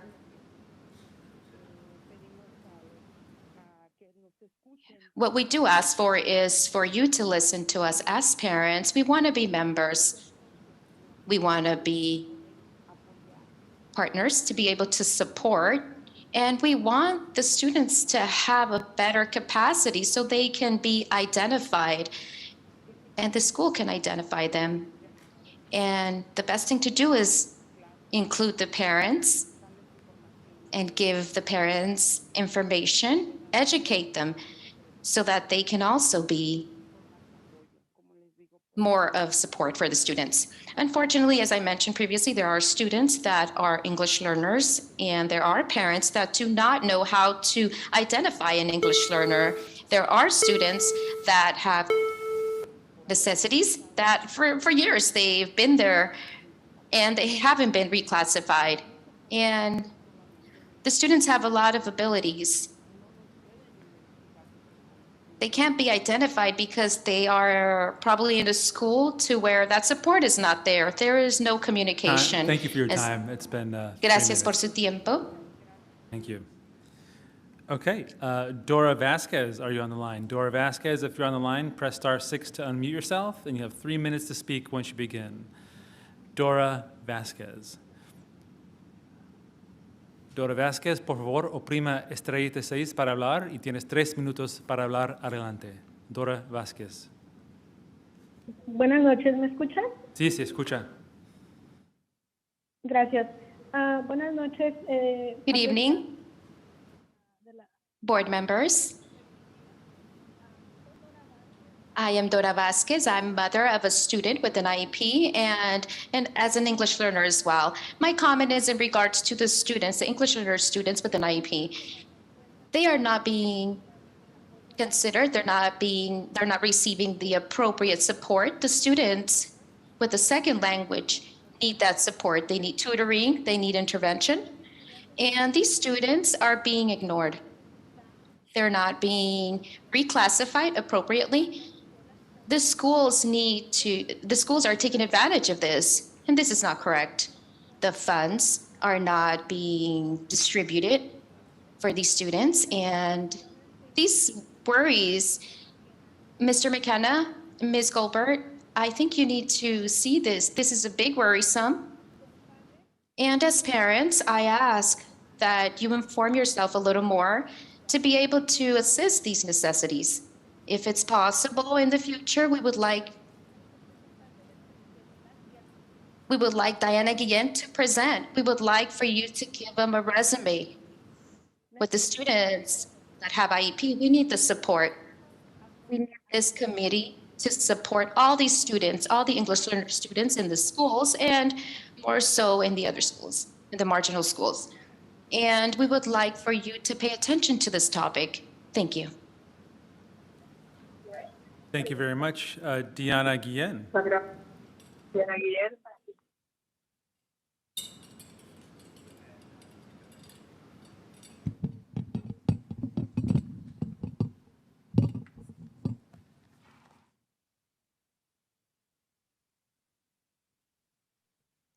Buenas noches, mi nombre es Diana Guillén y he sido presidenta del comité de DILAC por los últimos 4 años. Good evening. My name is Diana Guillen. I've been chair of the DLAC committee for 4 years. Estaba escuchando algunas preguntas que ustedes tenían de cómo podían ayudar más a los estudiantes que tienen un IEP. And I was listening to your questions about how to help students that have an IEP. Y lo primero que deben de hacer es leer el IEP. And what you must do first is read the IEP. Porque cuando estamos en las escuelas, el maestro ni siquiera sabe que el niño tiene una necesidad. Because when we're in the schools, the teachers do not know that the student has a need. No sabe las metas, no sabe cómo se le apoya al niño, no sabe nada. They don't know about goals or supports or how to help the student. Y sabemos que algunos maestros sí lo hacen, pero generalmente hay muchos padres que se quejan por esta situación. And we know that some teachers do so, but a lot of parents complain about this. La Oficina de Educación Especial no escucha a los padres. The Special Education Office does not listen to the parents. Y les voy a platicar una pequeña historia para ver si se les quita un poco el sueño, porque ya también me estoy cansando hoy. And I'm going to tell you a little story to see if you are not as sleepy, because I am getting sleepy as well. Había un estudiante que fue identificado con una deshabilidad. There was a student that was identified with a disability. Tenía 3 años cuando LAUSD le dio sus terapias de habla y lenguaje. And he was 3 years old when he got speech and language services. A los 5 años la quitó porque le dijo que él ya no tenía necesidades. At 5 years old, they did away with them because they said he didn't have the need. Y el padre creyó en lo que el distrito decían los profesionales. And the parent believed in what the district, the professionals said. Pero el niño seguía teniendo comportamientos, necesidades y cosas, pero decían que el niño sí podía. And he still continued to have different behaviors and needs, but the district said that he could do it porque la mamá siempre estaba atrás de él, because the mom was always watching out for him, buscando apoyo, buscando terapias afuera, porque el USD negó ese apoyo. seeking support and seeking external services because the district had denied those services. Pero la escuela siempre hablaba porque había comportamientos que no eran de un niño típico. But the school still called because he had behaviors that were not from a typical student. Pero dijeron que tenían que hacerle un SST primero. But they said that they had to do an SST first. Y los años siguieron pasando. And the years continued to go by. Otra evaluación al 5º grado y dijeron que no calificaba. Another evaluation in 5th grade, and they said that he didn't qualify. Y luego otra evaluación antes de la pandemia. And then another evaluation before the pandemic. Y por poco no califica. And he was just about not to qualify. Y creo que estas historias pasan en muchos lados. And I think these stories happen in a lot of places. Este estudiante va ahorita en el 12 grado. The student is now in the 12th grade. No puede ser que estos estudiantes no se les ayude. Cuando el padre no es experto. It cannot be so that these students are not helped because the parent is not an expert. El padre no puede identificar a veces la necesidad de su hijo cuando los profesionales tienen esa obligación. The parent cannot identify the needs of the students because the parent does not have that responsibility to do so. Y cuando uno pide ayuda, el señor Antonio Aguilar lo ignora. Seek help, Mr. Antonio Aguilar ignores you. Viene aquí a decir que quiere ayudar y no lo hace. He comes here to say that he wants to help but does not do so. Y este estudiante perdió otros 6 meses antes de que le pudieran dar servicios. And that student lost another 6 months before getting services. Entonces ahorita solo tiene los últimos 6 meses porque se va a graduar. Now he only has the 6 months left because he's going to graduate. Y esa es la historia de muchos estudiantes aquí. And that is the story of many students here. Y que los padres a veces nos damos por vencidos porque decimos, queremos que nuestro hijo no tenga nada. And that is the story. Sometimes we parents give up because we don't want our students to have anything. No queremos que nuestros hijos sean de educación especial. We don't want our children to be in special education. Porque queremos que sean incluidos en todo. Because we want them to be included in everything. Pero desafortunadamente no es así. But unfortunately, it's not so. Tenemos que abrir los ojos los papás y pelear por nuestros hijos. Our parents have to open their eyes and Y fight for our nunca students. darnos por vencidos. And never give up. Y mi mensaje más que nada es para los padres. And my message most of all is for parents. Que no se den por vencidos. Not to give up. Que se junten con otros padres que tienen experiencia. Gather with other parents Que that ellos have son los que experience. los van a ayudar y los van a apoyar. Because they will be the ones to support and help them. Porque el distrito muchas veces está listo para negar. Because many times the district is ready to deny them. Y los estudiantes después, ¿qué pasa?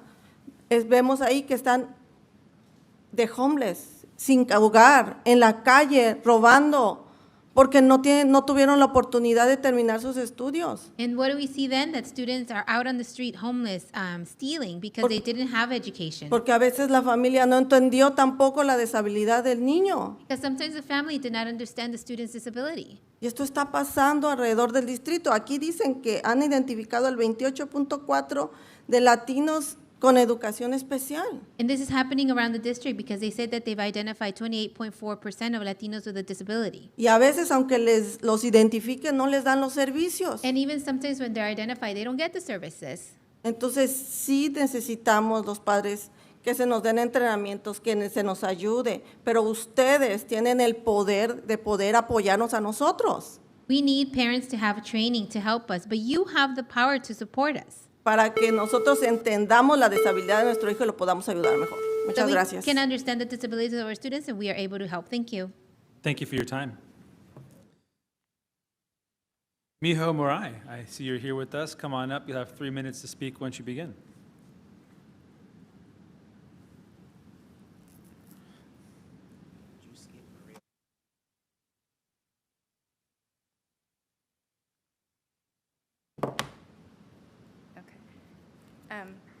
Good evening. First of all, my name is Miho Murai, and I'm speaking on behalf of the parents and students that I represent. I'm the membership coordinator and treasurer of CAPGA, the California Association for Parent-Child Advocacy. CAPCA is a statewide volunteer organization that is comprised of attorneys, advocates, parents, and represents students with all disability in all parts of the state, including LAUSD. I'm also on LAUSD's Executive Committee of the Community Advisory Committee, but today I'm speaking on behalf of myself. Just real quick, I do want to agree a lot with the previous speaker. I am kind of a little bit disturbed that during the whole time she was speaking, Mr. Aguilar was speaking to somebody else. And I really think that when parents come forth and we're presenting our public comments, we want to be heard. That is why we are here at 7:30 p.m. on a night when you guys are here too. And so I really, that is important to me. I just had to say that, sorry. So thank you for holding today's meeting. I appreciate today's presentation about inclusion, but as two of the board members shared today, many times the idea of inclusion override the practical support services and training that are actually being provided to the general ed teachers for students with IEPs to be successful in their classes, especially as students get older and learning expectations become more advanced. More importantly, many middle school and high school students with IEPs have reported that they often feel isolated, picked on, singled out, and not understood when they are placed in general ed classrooms. This happens frequently when they are being pulled out of classrooms for the related services, especially during the preferred activities like art, PE, and computer. Everyone in the class knows that they have an IEP, and they are often embarrassed having an IEP. On the opposite side of the spectrum, I have also heard from parents that the LRE grid is not meaningfully discussed for their child who is in a special day class.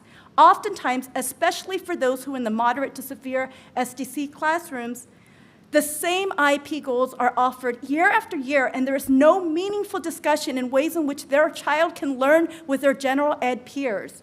Rather than try and identify their strength, their challenges are often the focus of the IEP team meetings. An issue that has been coming up frequently is that some parents have reported that at their IEP meetings, they were told that requesting a one-on-one aid while their child is in a general education classroom is more restrictive than having the child placed in a special day class, thereby leading the IEP team to conclude that a special day class is more appropriate for the student since it is in the least restrictive environment. I don't understand this rationale, as the student in an SDC will only be in non-structured settings with general ed students, whereas a student with a one-on-one aid will be participating daily with general ed students. Ms. Haas and Ms. Rondu, would you mind commenting on this? Thank you very much for your time. I appreciate it. I have one. Finally, as a stakeholder of LD2, why is there no parent representation for LD2 on this committee or for LD4 and 6? While I know that we are now divided up in regions, the Central District, Valley, and West Side parents need representation. I respectfully ask that this be addressed before the next meeting. As far as a future agenda item, many parents and stakeholders would like an update on how compensatory services and recruitment services are being provided because of learning loss due to COVID. It is still being inconsistently provided and offered district-wide. Thank you again for allowing me the opportunity to speak and for holding this very important meeting. Thank you for your time. Maria Palma, I see you're out there. Please come on up. You'll have 3 minutes to speak once you begin. Thank you.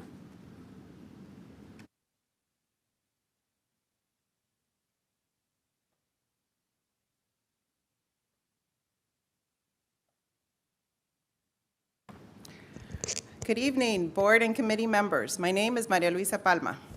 Why am I here? Why do I come here and criticize how district actions discourage parents from engaging in their children's education? Why is the district's culture such a sore spot for me and my family? Well, it's personal. My son attends North Hollywood High School's highly gifted magnet program, and he is on track to graduate next year, having passed about 15 advanced placement exams. When you hear this, you may make assumptions about elite privilege. Allow me to tell you the real story. While my son attended the highly gifted program at San Jose Elementary in LA Unified, his 4th and 5th grade teachers told us to take him to a doctor to have him medicated, presumably for ADHD, Asperger's, or autism. We refused. They told us that they would not recommend him for any of the district's middle school programs for high ability students.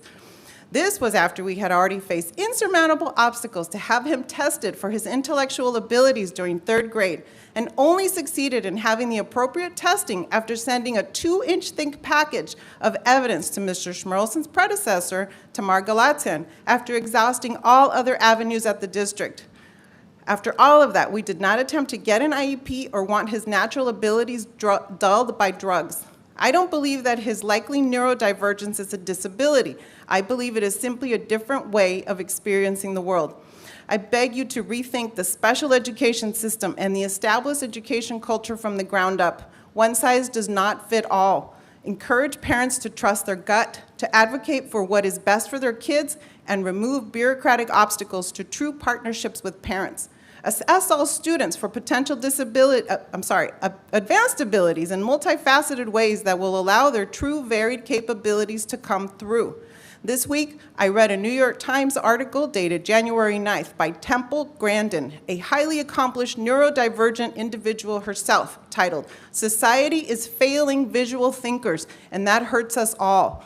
It so clearly encapsulates the differences in how I and many members of my family interact with the world that I broke down in tears. I urge you to read this and Ms. Grandin's other works. She says the following in this and other articles. Many famous musicians, scientists, artists, and politicians would probably be diagnosed with Asperger's syndrome if they were children today. What would happen to them in today's system? Many aspects of our society are not set up to allow visual thinkers, which so many of us neurodivergent folks are, to thrive. In fact, many aspects of our society seem set up specifically so we will fail. Schools force students into a one-size-fits-all curriculum. This must change not only because neurodivergent people and all visual thinkers deserve better, but also because without a major shift in how we think about how we learn, American innovation will be stifled. And with this, Ms. Grandin clearly stated the issues that keep me up at night and bring me here to talk to you. Thank you. Good evening. Thank you for your time. Dr. Victoria Graff, I see you're on the line. Dr. Victoria Graff, please press *6 to unmute yourself, and you'll have 3 minutes to speak once you begin. Dr. Graff.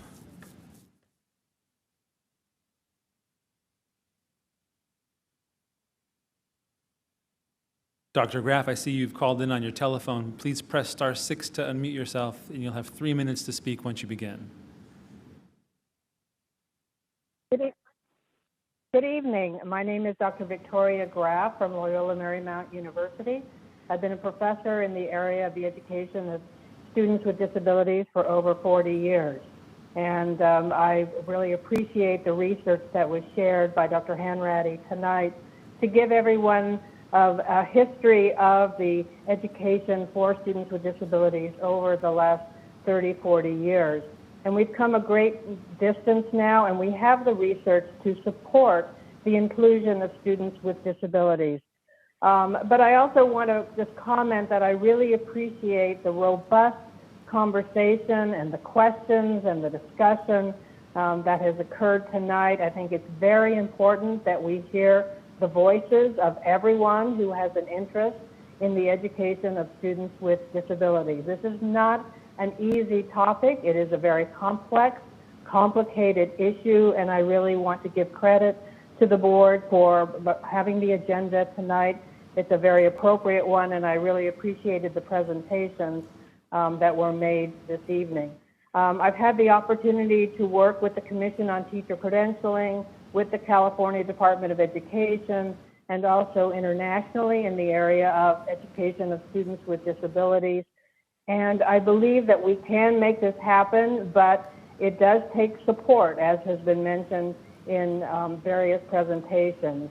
Well, we're talking about support for individual students, or we're talking about at the individual school level, or if we're talking about at the district level.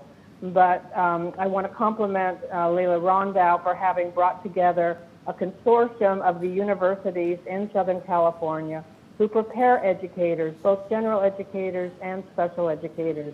And I believe that we are committed to helping support the district, especially where it comes to the preparation of your future educators.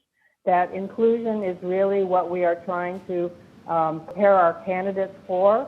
And I would say that we are here to serve you And again, I compliment you on this robust conversation. It is a very difficult and complex issue, but it is something that I believe we can all work together to make success for our students in the long run. Thanks again, and thank you for the opportunity to share my comments. Thank you for your time, Dr. Graff. Carla Franco, are you on the line? Carla Franco, I see you are on the line on your telephone. Press *6 to unmute yourself, and you have 3 minutes to speak once you begin. Carla Franco. Buenas noches. Buenas noches a todos. Espero que todos me escuchen. Good evening to everyone. I hope everyone can hear me.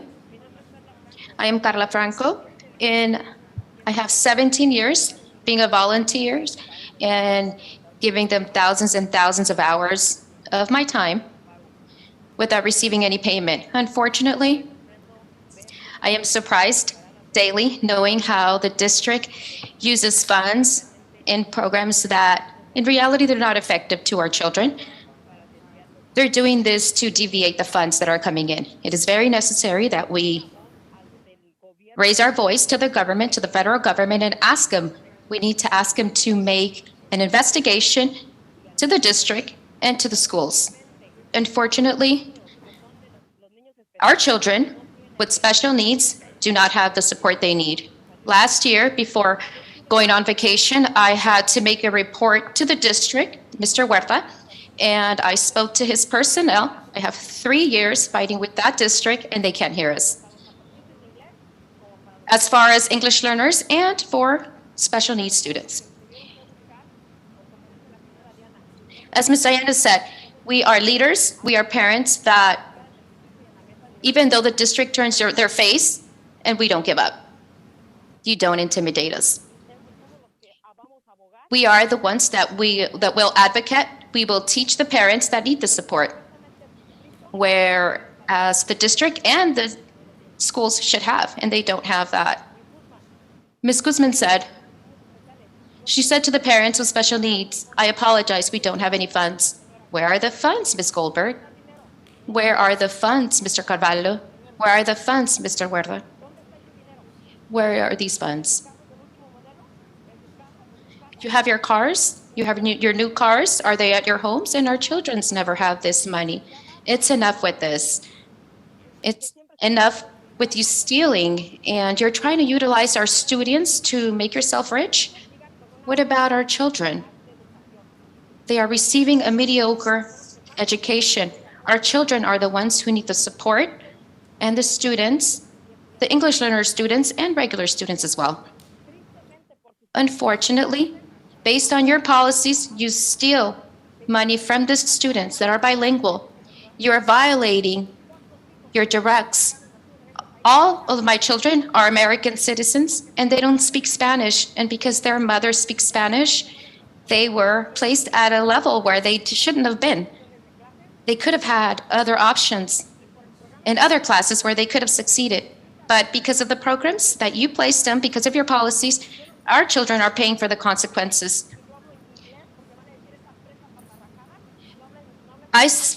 Because I don't speak English, they're going to say this Latin lady doesn't speak English. I ask myself, where do you put all the students? Of all the parents that don't even know how to spell their name, what level are you putting these children in? That's enough. That's enough of your stealing. That's enough. Thank you very much for your time. Thank you. Okay, Vicky Moranyan. Vicky Moranyan, are you on the line? If you are, press *6 to unmute yourself, and you have 3 minutes to speak once you begin. Vicky Moranyan. Yes, We can hear you. I'm here. My name is, okay, great.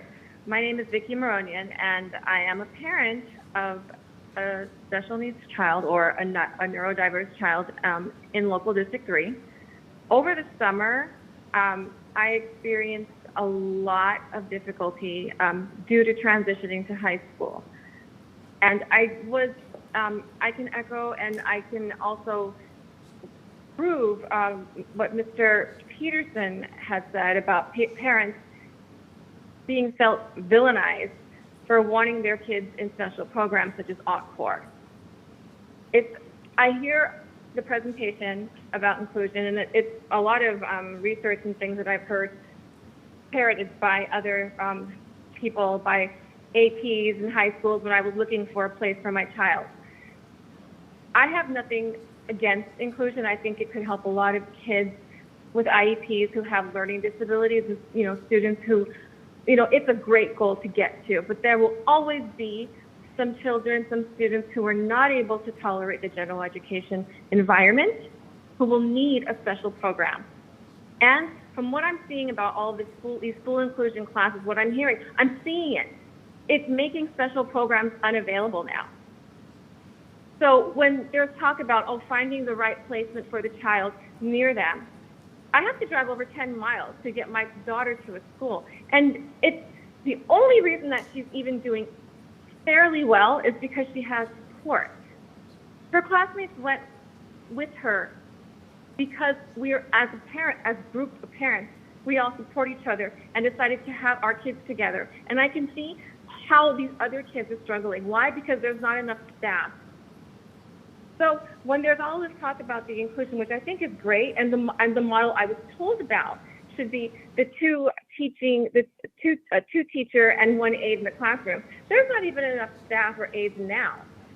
So yeah, I think that's great. Everything that presented was great, but hopefully there will be some support for it. And especially what Jackie Goldberg said about the teachers who don't know how to handle behavioral issues that come up, because they will always come up.